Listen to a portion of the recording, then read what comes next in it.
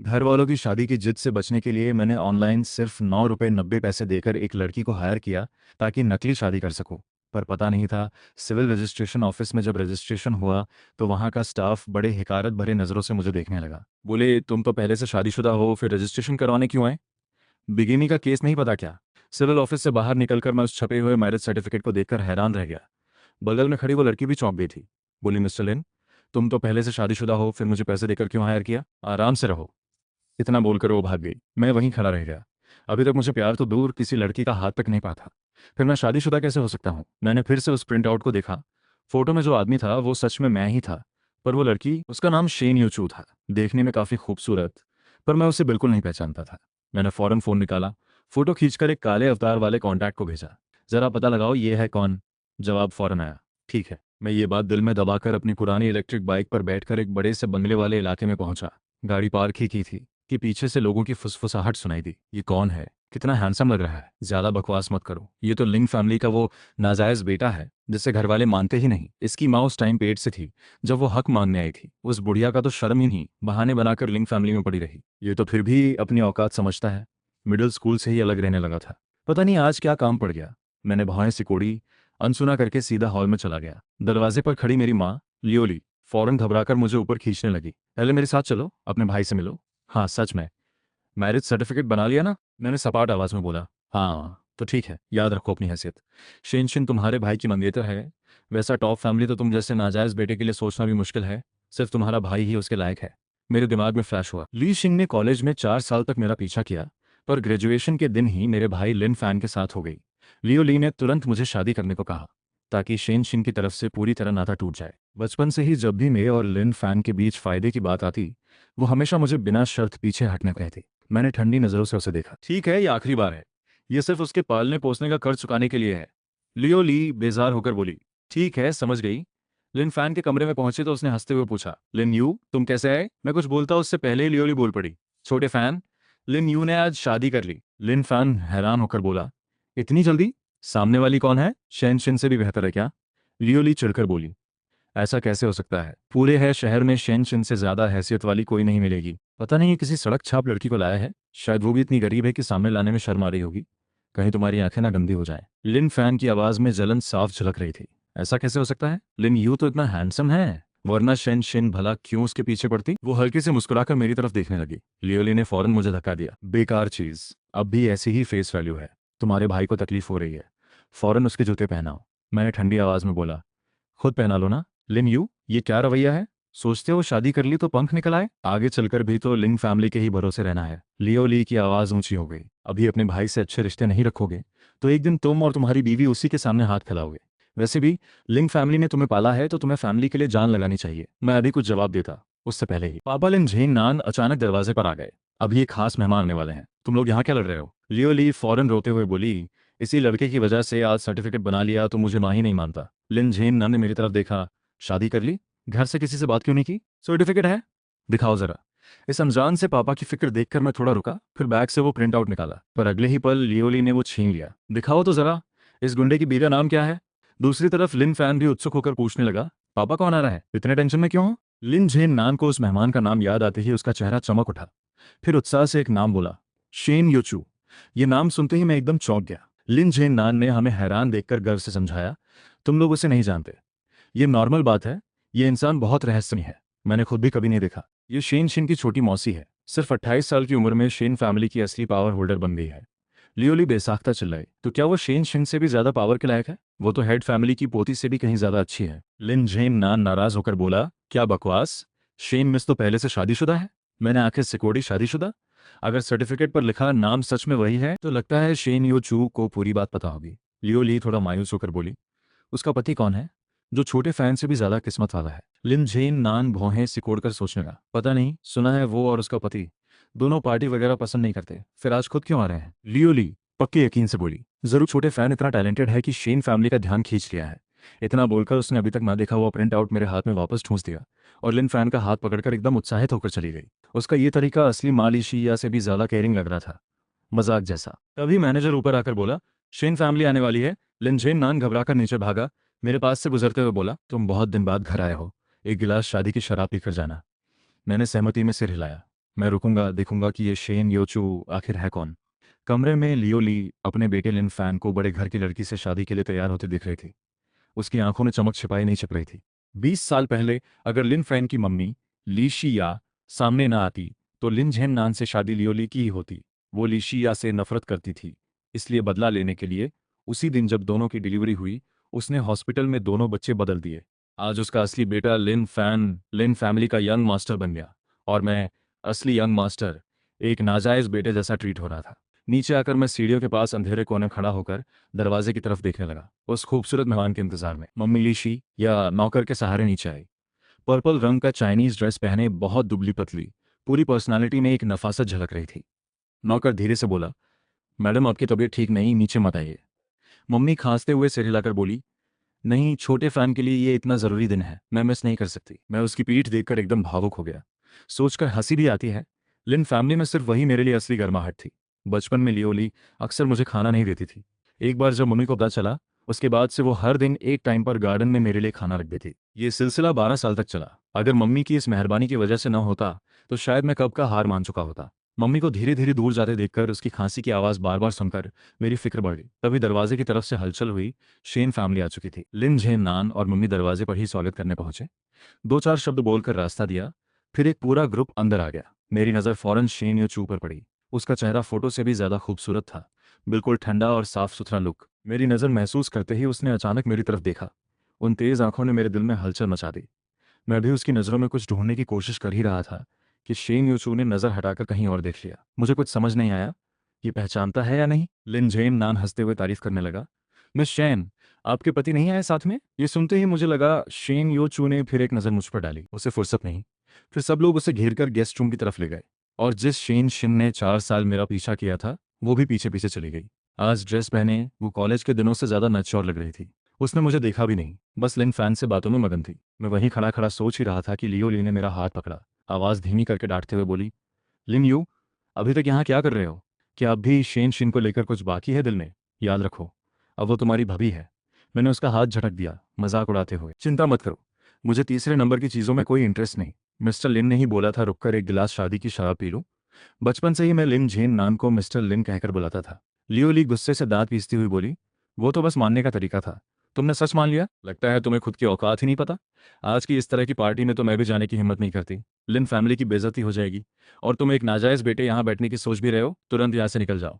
मैं बेजार होकर बोलने ही वाला था कि उधर शेन यूचू बालकनी की तरफ कॉल लेने चली गई, तो मैंने लियो ली को टालकर उसका पीछा किया। जैसे ही मैं पास पहुंचा उसने फोन काट दिया, फिर बर्फ जैसी ठंडी नजरों से मुझे देखने लगी। मेरे कदम वहीं रुक गए। उसकी खतरनाक नजरों का सामना करते हुए मैंने मुस्कुराकर पूछ लिया, बीवी? शेन यो चू की नज़र बिल्कुल ठंडी थी। मैं ध्यान से उसका रिएक्शन देख रहा था, पर इस लफ्ज़ को सुनकर उसका ठंडापन और गहरा हो गया। चेहरे पर कोई भाव नहीं आया। वो मुड़कर जाने ही वाली थी। मैं फौरन आगे बढ़कर उसका रास्ता रोका। तुम मुझे पहचानती नहीं? शेन यो चू ने ऊपर से नीचे तक देखा। हटो, मुझे तुम्हें पहचानना चाहिए क्या? मिस्टर, मैं शादीशुदा हूँ, ज़रा अपनी हद में रहो। मुझे थोड़ी हैरानी हुई, ये इंसान साफ साफ मुझे पहचानता नहीं, फिर शादीशुदा बोल रहा है। कहीं सिविल ऑफिस में डिटेल्स गलत तो नहीं डल गई? आपका पति कौन है, ज़रा बताइए। तुमसे कोई मतलब नहीं। फिर वही चार ठंडे लफ्ज़। मैंने वो मैरिज सर्टिफिकेट निकालकर उसके सामने रखा। मिस शेन, इसमें लड़की का नाम तो आप ही का है ना? शेन यो चू की नज़र सर्टिफिकेट पर पड़ी, ताना मारते हुए बोली, मिस्टर लिन, एक प्रिंट आउट महंगा नहीं होता, अगर नकली बनाना है तो प्रोफेशनल तरीके से बनाओ। इतना बोलकर वो वापस गेस्ट रूम नहीं गई, सीधा गार्डन से होते हुए पार्किंग की तरफ बढ़ गई। मैं भी पीछे पीछे बात साफ करने गया, पर दो बॉडीगार्ड ने मुझे रोक लिया। मैंने उसकी पीठ की तरफ चिल्लाकर कहा, मिस शेन, ये सर्टिफिकेट असली है, अगर भरोसा नहीं तो सिविल ऑफिस जाकर खुद चेक कर सकती हो। शेन यो चू गाड़ी में बैठकर निकल गई। उसकी पर्सनल असिस्टेंट वहीं रुकी रही। मैं वापस गेस्ट रूम आया, सामने लिन फैन से टकरा गया। उसने मुझे शेन यो चू का पीछा करते देख लिया था। चेहरा थोड़ा चौंका हुआ था। लिन जेन नान बेचैन होकर बोला, मिस शेन क्यों चली गई? क्या घर में कुछ सही से ट्रीट नहीं हुआ? लिन फैन ने मुट्ठी भींचकर थोड़ा हिचकते हुए बोला, मैंने देखा था लिन यू मिस शेन से उलझ रहा था। मिस शेन गुस्से में चली गई और एक बात भी छोड़कर गई, बोले अपने घर वालों को संभाल कर रखो। लिन यू ने ऐसा क्यों किया? शेन यो की डिटेल्स मिल गई हैं। शेन यो चू शेन फैमिली के बड़े पापा की दूसरी बेटी है। सुना है वो बहुत ठंडी और बेरहम है, इसलिए बचपन से ही उसे विदेश भेज दिया गया था। सबको लगता था शेन फैमिली का बिजनेस बड़े बेटे के पास जाएगा, यानी शेन शिन के पापा के पास। पर किसी को अंदाज नहीं था कि शेन यो चू पिछले हफ्ते अचानक वापस आ गई। पता नहीं किस जबरदस्त तरीके से बूढ़े बाबा को रिटायर करवाकर सीधे शेन ग्रुप का पूरा कंट्रोल अपने हाथ में ले लिया। मुझे ये सुनकर थोड़ी हैरानी हुई। उसका कॉन्टैक्ट और शेड्यूल पता करो, फिर मैं उससे मिलने जाऊंगा। फ़ोन रखकर मैंने माथा सहलाया। मामला थोड़ा कॉम्प्लिकेटेड हो गया है। शेन यो चू जैसी हैसियत वाली से मिलना सच में आसान नहीं। आज मुंह से गलती से बीवी बोलकर उसे नाराज़ कर दिया। मैंने ठंडी सांस ली, अपनी पुरानी टूटी फूटी गाड़ी स्टार्ट करके आराम से घर की तरफ चल पड़ा। शहर के भीड़भाड़ वाले इलाके से निकलकर सबर्ब की पुरानी कॉलोनी में पहुंचा। मिडिल स्कूल के टाइम से जब घर से अलग निकला था, तब पास में ज़्यादा पैसे नहीं थे, इसलिए यहीं पुराना घर किराए पर लिया था। फिर आदत पड़ गई तो कभी शिफ्ट नहीं किया। मोड़ मुड़ते ही घर आने ही वाला था कि अचानक रास्ते में 80-90 साल की एक बूढ़ी औरत आ गई। मैंने फौरन ब्रेक मारे, टकराते टकराते बच गया। पहले लगा शायद पैसे ऐंठने वाली है, और ध्यान से देखा तो बूढ़ी माँ बड़ी सलीके से कपड़े पहने थी। गले में एक टैग लटक रहा था, उस पर एक कॉन्टैक्ट नंबर लिखा था। साथ में लिखा था, अगर बूढ़ी माँ कहीं खो जाए तो इस नंबर पर कॉल करें, इनाम मिलेगा। साफ था कि बूढ़ी माँ अल्जाइमर की मरीज है। मैंने फौरन फ़ोन निकालकर नंबर डायल किया। तभी सामने खड़ी सुनी सी बूढ़ी माँ ने अचानक मेरी कलाई पकड़ ली। आंखों में चमक आ गई। दामाद, तुम दामाद हो? मेरे मुंह से हंसी छूट गई। 22 साल से सिंगल था, आज अचानक एक और बीवी मिल गई। मुझे मजाक जैसा लगा। मैंने पूछा, बूढ़ी माँ आपकी पोती कौन है, नाम क्या है? हाँ, उसका नाम शेन। शेन क्या था, नाम याद आते आते फिर भूल गई। बूढ़ी माँ थोड़ी परेशान हो गई, मुंह खोलती बंद करती, पर वो लफ्ज़ बोल ही नहीं पा रही थी। बूढ़ी माँ, टेंशन मत लो, याद ना आए तो कोई बात नहीं। मैंने उसे तसल्ली देकर फ़ोन मिलाया। उसी वक्त पास की ही एक गली में शेन यो चूक गाड़ी में बैठी, चेहरे पर सख्ती छाई हुई थी। बगल में बैठा उसका आदमी यू कियांग सहमा हुआ बैठा था। ये मेरी लापरवाही थी कि बूढ़ी माँ खो गई। उसने कुछ नहीं बोला। चारों तरफ ठंडापन फैला हुआ था। बूढ़ी माँ ज्यादातर वक्त खामोश ही रहती थी। किसने सोचा था आज अचानक ठीक होकर सबको चकमा देकर अकेली निकल जाएगी। फुटेज चेक करने पर पता चला कि बूढ़ी माँ खुद बस पकड़कर सबब इस तरफ आ गई थी। ये इलाका थोड़ा पुराना है, ज्यादातर गलियों में कैमरे भी नहीं है, इसलिए पूरा इलाका छानना पड़ रहा था। तभी फोन बजा। शेन यो चू ने फौरन उठाया। दूसरी तरफ से मेरी सपाट आवाज आई, हेलो, आपकी बूढ़ी माँ इस वक्त मेरे पास है? ये सुनते ही गाड़ी के अंदर एकदम सन्नाटा छा गया। सबने फौरन एक्शन लिया। कोई पुलिस को कॉल करने लगा। लियो कियांग कॉल का सिग्नल ट्रेस करने लगा। शेन योचू की आंखों में तीखापन था, आवाज बिल्कुल ठंडी। कितने पैसे चाहिए? मजाक कर रहे हो क्या? मैं तो बस इतना बताना चाहता था कि आगे से बूढ़ी माँ का ध्यान रखो। फिर उन्हें एड्रेस बता दिया और फ़ोन काट दिया। 5 मिनट बाद वो लोग बूढ़ी माँ की जगह पहुंचे। मैं तब तक जा चुका था। सिर्फ एक पुलिस वाला बूढ़ी माँ के साथ वहीं खड़ा था। शेन यूचू ने पूछा, बूढ़ी माँ, आप यहाँ कैसे आई? बूढ़ी माँ राज की तरह मुस्कुराकर बोली, मैं अपने दामाद को ढूंढने आई थी, वो यहीं पास में रहता है। शेन यूचू रुक गई। बूढ़ी माँ, कोई दामाद नहीं है हमारा। नहीं, मैं उससे मिली थी, उस बेरहम ने मुझे पुलिस के हवाले करके चला गया। हाँ, सही याद आया, सर अपना फ़ोन देना। शेन यूसू ने फ़ोन दे दिया। बूढ़ी माँ ने उस अभी अभी आए कॉल का नंबर अपनी छोटी डायरी में नोट कर लिया। बहुत खुश होकर बोली, आखिरकार दामाद का नंबर मिल गया। दूसरे दिन सुबह मुझे कॉलेज के प्रोफेसर वेन का फ़ोन आया। ऑफिस पहुंचते ही देखा लिन फैन और लियो ली भी वहीं मौजूद थे। मैं और लिन फैन दोनों है यूनिवर्सिटी में ही पढ़ते थे। वो भी टॉप स्टूडेंट मानी जाती थी, और उसके सामने ना हो इसलिए मैंने सबसे कम पॉपुलर एनर्जी एंड पावर वाली ब्रांच चुनी थी। पर किसी को क्या पता था कि 2 साल पहले अचानक न्यू एनर्जी सेक्टर बूम कर गया। लिन फैन फौरन उसी ब्रांच में ट्रांसफर लेकर फिर से मेरी क्लासमेट बन गई। लिन फैन का यहाँ होना तो ठीक है, पर लियो ली यहाँ क्यों है? यही सोच ही रहा था कि प्रोफेसर वेन सीरियस होकर बोले, लिन यू, तुम्हारा पोस्ट ग्रेजुएशन रिकमेंडेशन कैंसिल कर दिया गया है। तुम्हारी मम्मी ने बोला कि तुम्हारा बैकग्राउंड सही नहीं, रिकमेंडेशन के लायक नहीं हो। तुम्हारे और मम्मी के बीच कोई गलतफहमी है क्या? जल्दी जाकर माफी मांग लो, अपना फ्यूचर खराब मत करो एक पल के गुस्से की वजह से। लिन फैन ने ठंडी सांस लेकर कहा, प्रोफेसर वेन, मम्मी ने भी उसके भले के लिए ही ये किया होगा। उसने मुड़कर मेरी तरफ देखा। तुमने शेन शिन को नाराज कर दिया। मिस शेन ने साफ साफ कहा है कि तुम्हें इस शहर से गायब करवा देंगी। मैं थोड़ी देर सोचता रहा, फिर समझ आया कि मिस शेन का मतलब शेन यो चू है। पर मैंने तो बस उससे 2 लाइन बात की थी, और कल जाते वक्त भी वो गुस्से में नहीं दिख रही थी। शायद लिन फैन झूठ बोलने में माहिर है। सोचते सोचते लिन फैन मेरे पास आया। लिन यू, ये पापा ने तुम्हारे लिए टिकट लिया है, बोले हैं कुछ दिन बाहर जाकर रुक जाओ, वरना लिन फैमिली भी तुम्हें नहीं बचा पाएगी। मेरी आंखों में मजाक उड़ाने वाली चमक आ गई। असल में तो डर है कि मेरी वजह से लिन फैमिली बदनाम हो जाए। लिन फैन ने जब देखा मैं टिकट नहीं ले रहा, तो एक कार्ड भी निकाल दिया। शायद तुम्हें टेंशन है कि बाहर पैसों की दिक्कत होगी, इसमें 50,000 रुपये हैं। ये मेरी तरफ से तुम्हारे लिए खर्चे का पैसा है, फिलहाल इससे काम चलाओ, बाद में पॉकेट मनी मिलते ही और दे दूंगी। इतनी बड़ी लिंक फैमिली का बेटा होकर भी सिर्फ 50,000? मुझे हंसी आ गई। तभी लियोली ने झपट्टा मारकर वो कार्ड छीन लिया। लिन फैन, ये क्या कर रही हो? लिन जियाफीन को टिकट दिलाना ही उसके लिए काफी मेहरबानी मानती थी। उसने आंखें कर हुक्म दिया, अभी तुरंत सामान बांधो और विदेश निकल जाओ। मैंने पहले ही तुम्हारा कॉलेज ड्रॉप करवा दिया है। मैंने ठंडी आवाज में पूछा, तुम्हें मेरे लिए डिसीजन लेने का हक किसने दिया? हक मैं तुम्हारी माँ हूँ, और वैसे भी तुम्हारी जैसी पढ़ाई में ग्रेजुएशन भी मुश्किल से होगा। उससे अच्छा है बाहर जाकर मजदूरी करो, पैसे कमाओ। प्रोफेसर वेन नहीं रह सके। बोले, लिन यू की मम्मी, आपको गलतफहमी है। लिन स्टूडेंट यहाँ पढ़ाई के दौरान। बात पूरी होने से पहले ही लियोली ने टोक दिया, प्रोफेसर, आपको इसकी तरफदारी करने की ज़रूरत नहीं, मैं खूब जानती हूँ ये कैसा है। ये सिर्फ इसलिए जहर उगल रहा है क्योंकि लिन फैन उससे आगे जा रहा है ना। खुद को आईने में देख लिए, अपनी औकात क्या है, लिन फैन से कंपेयर करने का हक कहाँ से आया? प्रोफेसर वेन एक पल रुक गए, हैरानी से लिन फैन की तरफ देखा। मुझे तो याद है तुम्हारा पोस्ट ग्रेजुएशन रिकमेंडेशन नहीं था, ना ही तुमने एंट्रेंस एग्जाम दिया था। लिन फैन ने विनम्रता से मुस्कुराते हुए कहा, मैं स्पेशल एडमिशन रूट से आया हूँ। प्रोफेसर के पूछते ही उसने झूठी विनम्रता दिखाई। ये डॉक्टर यू की देन है, उन्होंने क्लीन फ्यूल टेक्नोलॉजी डेवलप करके पेटेंट भी अप्लाई किया है और डॉक्टर की उपाधि भी मिली है। मुझे ये सुनकर हैरानी हुई। Doctor you? मुझे तो पता ही नहीं था कि मेरा कोई स्पेशल एडमिशन है। दरअसल लिन फैन ने मम्मी का एहसान चुकाने के लिए इन सालों में डॉक्टर यू के नाम से लिन फैमिली की कंपनी को टेक्निकल सपोर्ट देती रही और एक फर्जी स्पॉन्सर्ड पहचान भी बनाई।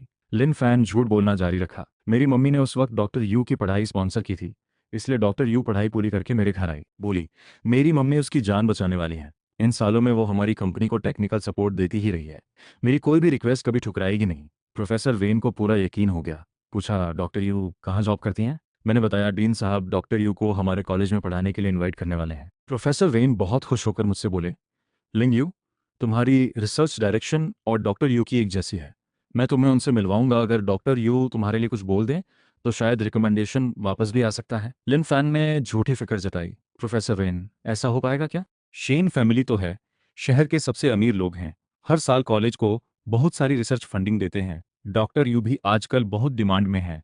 अगर डॉक्टर यू सामने आ गई तो कॉलेज ज़रूर उन्हें ही चुनेगा। लिन, अगर मैं होती तो वो पूरी मेहनत से मदद करती, पर लिन यू तो मेरे पापा का नाजायज़ बेटा है और मेरी मम्मी से उसका रिश्ता ठीक नहीं। लिन यू, अगर चाहो तो मैं डॉक्टर यू से पूछ लूँ तुम्हारे लिए। मैंने ठंडे लहजे में मना कर दिया। अभी लिन फैन मुझे एक मस्खरे की तरह लग रहा था। मैंने प्रोफेसर वेन से कहा, प्रोफेसर वेन, आप जानते हैं मुझे किसी से उधार में मदद नहीं चाहिए। लियो ली ने मुंह बनाकर कहा, फालतू मेहनत मत करो, शेन मिस को नाराज करके इस शहर में जॉब ढूंढने का सपना देखना बंद करो। मुझे नहीं लगता इस शहर में कोई ऐसा है जो आसमान को हाथ से ढक सके। अगर सच में जॉब ना मिले तो मेरा टीचिंग असिस्टेंट बन जाना। प्रोफेसर वेन गुस्से में मुड़कर मेरी तरफ नरमी से बोले। मेरा दिल थोड़ा पिघल गया। प्रोफेसर, मेरे और शेन मिस के बीच बस एक गलतफहमी है, साफ हो जाएगी, आप टेंशन मत लीजिए। लिन फैन मुट्ठी भींचकर ताना मारते हुए बोला, लिन यू, क्या तुम फिर से उसे? वो तो शादीशुदा है, ये सब करना ठीक नहीं। लियो ली का गुस्सा फूट पड़ा और सीधा मेरे गाल पर थप्पड़ मार दिया। मैं हैरान होकर लियो ली को देखता रह गया। सोचा भी नहीं था वो प्रोफेसर वेन के सामने सीधे हाथ उठा देगी। लियो ली को जरा भी शर्म नहीं थी, मेरी तरफ उंगली दिखाकर डांटने लगी, इतने सालों में क्या तुम घर के नियम भूल गए? तुरंत अपने भाई से माफी मांगो और प्रॉमिस करो दोबारा शेन मिस से नहीं मिलोगे। मेरे दिल का गुस्सा धीरे धीरे ठंडा होने लगा, बस ठंडापन बचा। लगता है उस दिन मैंने जो बोला था ये आखिरी बार है, उसे जरा भी सीरियसली नहीं लिया। अब भी मुझे वही पुराना भोला भाला, हर बात सहने वाला, लिन फैन को सर्वोपरि मानने वाला लड़का समझती है क्या? जब बात से समझ नहीं आ रही तो अब मैं भी रहम नहीं करूंगा। लिन फैन बगल में खड़ा देख रहा था, दिल में गर्व महसूस हो रहा था। बचपन में मेरे सामने मार खाकर भी पलटकर हाथ नहीं उठाता था। बाद में जब मैं घर से अलग रहने लगा, कॉलेज में फिर मिला तो वही गरीब हालत, पर खुद के सामने रीढ़ सीधी करके खड़ा हो गया था। लगता है इतने सालों में मार ना खाकर अपनी औकात भूल गया है। आज लियोली से उसे फिर सबक सिखवाता हूँ। लिन फैन यही सोच ही रहा था कि मुझे इशारा किया, धीरे आओ। उसके सामने पहुंचा। जैसे ही उसने मुस्कुराकर सोचा कि मैं माफी मांगूंगा, मैंने अचानक सिर उठाकर एक जोरदार मुक्का उसके चेहरे पर जड़ दिया। लिन फैन का सिर घूम गया, होश उड़ गए। लियोली गुस्से से चिल्लाते हुए दौड़ी, लिन यू, तुमने उसे क्यों मारा? मैं ठंडे अंदाज में मुड़ा, चारों तरफ खतरनाक माहौल फैल गया। लियोली, मेरा ये रूप देखकर वहीं ठिठक गई। तुम क्या करने वाले हो? कृतघ्न औलाद, मैं तुम्हारी माँ हूँ, क्या मुझ पर भी हाथ उठाओगे? मैंने ठंडी आवाज में एक एक लफ्ज साफ बोला। अगर तुमने माँ का फर्ज नहीं निभाया तो मुझे भी बेटे का फर्ज निभाने की उम्मीद मत रखो। आगे से मेरी जिंदगी में दखल मत देना। अगर फिर कभी कुछ किया तो जो भी करोगी वो डबल होकर लिन फैन पर वापस आएगा। नजर हटाकर मैंने प्रोफेसर वेन को झुककर थैंक्स कहा इन 4 सालों की देखभाल के लिए, और बोला कि मामला सुलझते ही वापस आऊंगा। इतना बोलकर बिना झिझक मुड़कर निकल गया। मेरी परछाई कमरे से गायब होते ही लियोली होश में आई। मैं अभी अभी कॉलेज गेट से निकला ही था कि GUE का फोन आया। अब समझ आया क्यों शेन यो चू बाहर एक बार बोलकर भी तुम्हें ना पहचानने का नाटक करती है। शेन फैमिली ऊपर से जितनी शानदार दिखती है, अंदर से उतनी ही टूटी हुई है। इन सालों में फैमिली पॉलिटिक्स बहुत बढ़ गई है। दादाजी बड़े बेटे की फैमिली को ही चाहते हैं कि शेन फैमिली का कंट्रोल उन्हीं के पास रहे।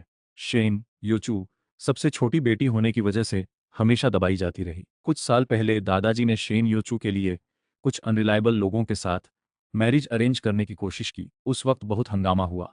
आखिर में शेन योचू ने कहा, पहले ही एक नॉर्मल फैमिली के पति से सर्टिफिकेट बना चुकी हूँ। तब जाकर बात रुकी। उसके पति के बारे में बात करें तो ये भी काफ़ी इंटरेस्टिंग है। कभी पब्लिक में सामने नहीं आया, कभी शेन फैमिली के किसी फंक्शन में भी नहीं दिखा। तो कुल मिलाकर सच बस एक ही है। GUE ने सस्पेंस बनाते हुए आवाज़ खींची, पर जवाब पूरा कहे बिना ही मुझे एहसास हो गया। उसकी डेली शेड्यूल और कॉन्टैक्ट डिटेल्स मिल गई क्या? जीयू ये थोड़ा रुक कर बोली, अगले कुछ दिनों का शेड्यूल भेज देती हूँ। उसका पर्सनल नंबर नहीं मिल पाया। कोई बात नहीं, मुझे शक है शेन योचू जैसी हैसियत वाले का पर्सनल नंबर मिलना मुश्किल ही होगा। जीयू ये फौरन गॉसिप के मूड में आ गई। उनके चारों तरफ बॉडीगार्ड रहते हैं, आसानी से पास जाना मुमकिन नहीं। आप क्या प्लान बना रहे हैं, सख्त तरीका या फिलहाल चुपचाप रहना? मेरे होठों पर एक शरारती मुस्कान आ गई। शेन ग्रुप के ऑफिस गेट पर पहुंचकर मैंने अपनी डिलीवरी बॉय की यूनिफॉर्म ठीक की, एक पार्सल पकड़कर अंदर गया। रिसेप्शन पर बोला, मिस शेन के लिए पार्सल है, खुद हस्ताक्षर चाहिए। रिसेप्शनिस्ट ने सेक्रेटरी ऑफिस को फोन करके पुष्टि की, तब जाकर मुझे ऊपर जाने दिया। स्पेशल लिफ्ट से सीधे 88वीं मंजिल पहुंचा। बाहर निकलते ही सामने पूरा खुला नजारा था। सेक्रेटरी डिपार्टमेंट में 100 से ज्यादा लोग सिर्फ शेन योचू की सर्विस के लिए काम करते थे। मुझे लेने आई सेक्रेटरी के पीछे पीछे मैं आराम से सीईओ के ऑफिस तक पहुंच गया। दरवाजे पर दस्तक दी, सोचा अब आराम से शेन योचू से मिल पाऊंगा। तभी अचानक एक शख्स ने रास्ता रोक दिया। रुको। लियू कियांग ने आंखें चमकाते हुए मुझे घूरा। मिस्टर लिन, कैसे तुम? लियू कियांग का चेहरा बिगड़ गया। उसे अभी भी याद था कल मैंने लिन फैमिली में शेन यो चू को परेशान किया था। शेन यो चू ने तब कुछ नहीं कहा, पर आज मैं उसकी मेहरबानी का गलत फायदा उठाते हुए फिर से डिलीवरी बॉय बनकर पीछे पड़ा हुआ था। उसने इशारा करके 2 बॉडीगार्ड बुलाए। ये क्या हो रहा है? बिना पहचान चेक किए कोई भी ऊपर आ सकता है क्या? फौरन इसे बाहर निकालो। मेरा चेहरा बिल्कुल सपाट रहा। ये किस तरह की बात है? क्या शेन ग्रुप डिलीवरी बॉयज की इज्जत नहीं करता? लियू कियांग ठंडी हंसी हंसा, उल्टा चोर कोतवाल को डांटे। हम हर काम की इज्जत करते हैं, पर तुम सच में डिलीवरी बॉय हो? तुम्हारे पास आईडी कार्ड है? ये बात खत्म होते ही मैंने एक आईडी कार्ड उसके सामने रख दिया। उसका चेहरा थोड़ा झिझक गया। ये तुमने आज ही बनवाया है क्या? 8 साल पहले मैं सच में डिलीवरी बॉय था, पार्ट टाइम काम क्यों नहीं कर सकता? मैंने सुस्त आवाज में दरवाजे के अंदर बोला, मिस शेन, अब क्या आप मेरे काम में सहयोग करेंगी? अंदर से एक ठंडी आवाज आई, उसे अंदर आने दो। मैंने ताना मारते हुए लियू की आंख की तरफ देखा। उसका गुस्सा फूटने ही वाला था। तभी मैं उसे पार करके अंदर गया। शेनियो चू के ऑफिस का माहौल इतना ठंडा था कि यहाँ जरा सी गर्माहट महसूस नहीं होती थी। हाथ के कागजात साइन करने के बाद शेनियो चू ने सिर उठाया। उसकी चमकती आंखों में कोई भाव नहीं था। ये सिर्फ डिलीवरी फॉर्म है, मिस शेन, यहाँ साइन कीजिए। उसकी नज़र एक पल मुझ पर रुकी, फिर कलम उठाकर साइन कर दिया। मैंने अचानक हैरान करने वाली बात कह दी, मिस शेन, असल में आप शादीशुदा नहीं है ना? उसकी कलम रुक गई, सिर उठाकर ठंडी नज़रों से मुझे घूरने लगी। मुझे यकीन हो गया कि मेरा अंदाज़ा सही था। सिविल ऑफिस में रजिस्ट्रेशन के टाइम पर्सनल डिटेल्स हाथ से भरनी पड़ती हैं, गलती होना नामुमकिन है। फिर शेन योचू बाहर शादीशुदा कहकर भी मुझे पहचानने से इनकार करती है। इतनी सारी जांच पड़ताल के बाद सच यही हो सकता है कि शेन योचू ने घर वालों की शादी के जिद से बचने के लिए बाहर एक काल्पनिक पति बना लिया। खुद कभी सिविल ऑफिस गई ही नहीं, इसलिए उसे पता नहीं हम पहले से शादीशुदा हैं।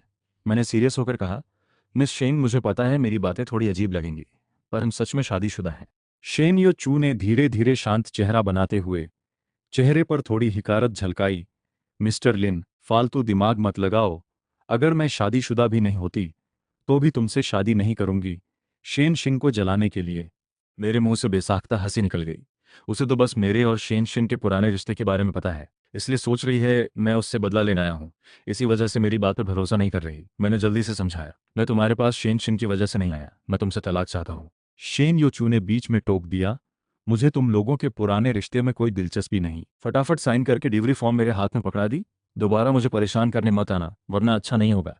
मुझे भी थोड़ा गुस्सा आ गया, क्या तुम पहले ही मुझसे अच्छे से पेश नहीं आ रही? साफ धमकी दे चुकी हो कि मुझे इस शहर से गायब करवा दोगी। शेन यो चू ने भौएं सिकोड़ी। मैंने कब ऐसा? बात पूरी होने से पहले ही फोन की घंटी बज उठी।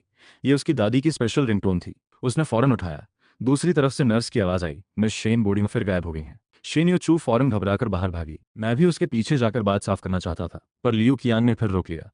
मिस्टर लिन, मेरी सलाह मानो, यहीं रुक जाओ। इस तरह मुझे शेन ग्रुप से बाहर निकाल दिया गया। घर के दरवाजे पर पहुंचते ही मैंने अचानक मुड़कर देखा तो वही पुरानी दबे पांव चोरी छिपे मेरे पीछे चलती हुई बूढ़ी माँ दिखी। मैं हैरान होकर कुछ बोलने ही वाला था कि बूढ़ी माँ ने अचानक मेरी कलाई पकड़ ली। दामाद, मुझे फिर से छोड़कर मत जाना। किराए के घर के अंदर बूढ़ी माँ टेबल पर बैठकर लगातार 3 गिलास पानी पी गई। मैंने थका हुआ कहा, बूढ़ी माँ, मैं सच में आपका दामाद नहीं हूँ, तुम ही हो। बूढ़ी माँ जिद पर अड़ी, पानी का गिलास पड़े पकड़े फिर एक गिलास पानी पी गई। मुझे पता था उसे समझाना मुश्किल है। फोन निकालकर सीधा वही पुराना नंबर डायल किया। एक बार बजते ही कॉल उठ गई। हेलो। मुझे महसूस हुआ कि उस लड़की की आवाज़ कुछ जानी पहचानी सी है। मैं कुछ बोलने ही वाला था कि फोन बूढ़ी माँ ने झपट लिया। उसी वक्त शेन यू चू पास के इलाके में लोगों के साथ ढूंढ रही थी। ऊपर से शांत दिख रही थी, पर अंदर ही अंदर परेशान थी। बूढ़ी माँ को सिर्फ अल्जाइमर नहीं, 87 साल की उम्र में बाकी सारे अंग भी कमजोर पड़ने लगे थे। कभी भी जान को खतरा हो सकता था। फोन बजते ही उसने फौरन उठाया। दूसरी तरफ से दादी की दमदार आवाज सुनाई दी, गधी, मुझे लेने मत आना, मैं अपने दामाद के साथ हूँ। ये नंबर पिछली बार वाले उसी लड़के का था, यानी दादी फिर से उसके साथ है। शेन यू चू ने सख्त चेहरा बनाकर पूछा, आप कहाँ हैं? मैं बताऊंगी सोचती हो?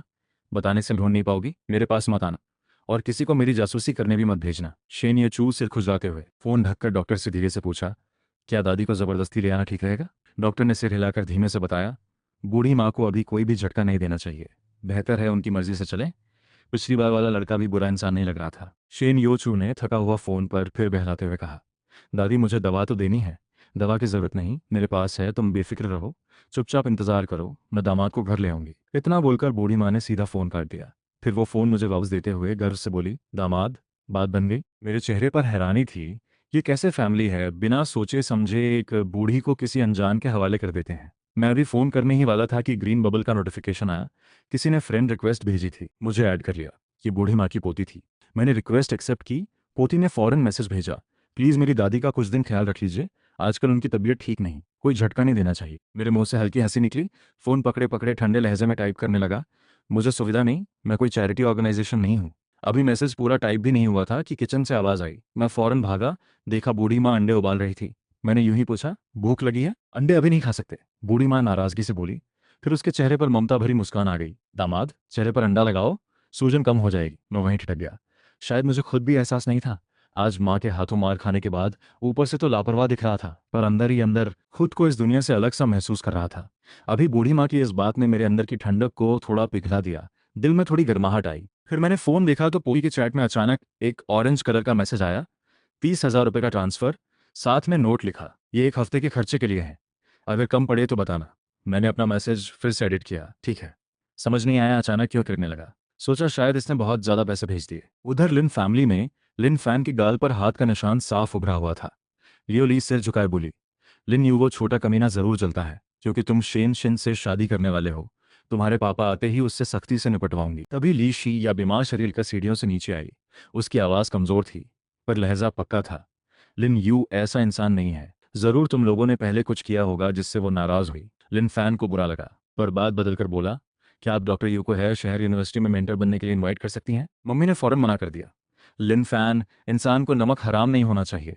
वैसे भी डॉक्टर यू ने इतने सालों में हमारी कंपनी के लिए बहुत किया है। लिन फैन को कोई हैरानी नहीं हुई है। शहर यूनिवर्सिटी हमारी सबसे अच्छी यूनिवर्सिटी है। शायद डॉक्टर यू खुद भी वहाँ आ चाहती होंगी, बस उन्हें कॉलेज से कनेक्ट कर देना है। ये भी तो डॉक्टर यू का एहसान चुकाने जैसा होगा, इतने सालों की मदद के बदले।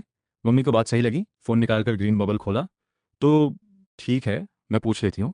लिन फैन मम्मी के पास बैठा। डॉक्टर यू ने हमारे लिए जो भी किया, उसका कर्ज तो कब का चुक चुका।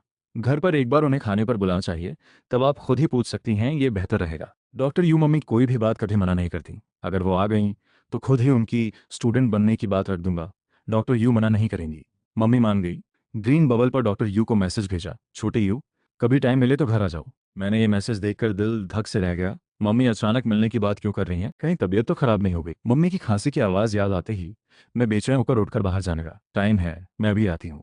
पर मैं जल्दी से दरवाजे की तरफ बढ़ ही रहा था कि मम्मी का अगला मैसेज आया, अभी नहीं, क्या शनिवार को भी ओवरटाइम करना है? चलो खाना खिलाती हूँ। तब समझ आया, फिक्र की वजह से मैं ज़्यादा सोच रहा था। 10 साल पहले लिन फैमिली से निकाले जाने का वो मंजर याद आया। मेरे होठों पर एक हल्की कड़वी मुस्कान आ गई। इतने सालों बाद अब मिल ही लेना चाहिए। मैंने फ़ौरन जवाब भेजा, ठीक है, शनिवार रात 6 बजे, इंतज़ार कर ली। साथ में रेस्टोरेंट का लोकेशन भी भेज दिया। जैसे ही मनी की चैट से बाहर निकला, देखा शेन योचू ने भी कई मैसेज भेजे हैं। सब बूढ़ी माँ की देखभाल से जुड़ी हिदायतें थीं। ये देखकर मैं चुपचाप बेडरूम में गया और बूढ़ी माँ का एक छोटा सा वीडियो बनाकर शेन योचू को भेज दिया। थोड़ी दूर सड़क किनारे दो पूरी तरह लैस नैनी कारें चुपचाप खड़ी थीं। शेन योचू सोफे पर बैठी लैपटॉप पर काम कर रही थी। तभी अचानक वीचैट नोटिफिकेशन बजी। शेन योचू ने उठाकर देखा, फिर उसके हमेशा बर्फीले चेहरे पर हल्की सी हैरानी झलक उठी। फैमिली डॉक्टर ने फौरन पूछा, क्या बूढ़ी माँ को कुछ हुआ? शेन योचू देखा तो बूढ़ी माँ छोटे छोटे फूलों वाली चादर पर गहरी नींद में सो रही थी। अभी तो रात के 9 ही बजे थे। आमतौर पर बूढ़ी माँ रात 1 बजे से पहले सो जाए तो ये बहुत बड़ी बात होती।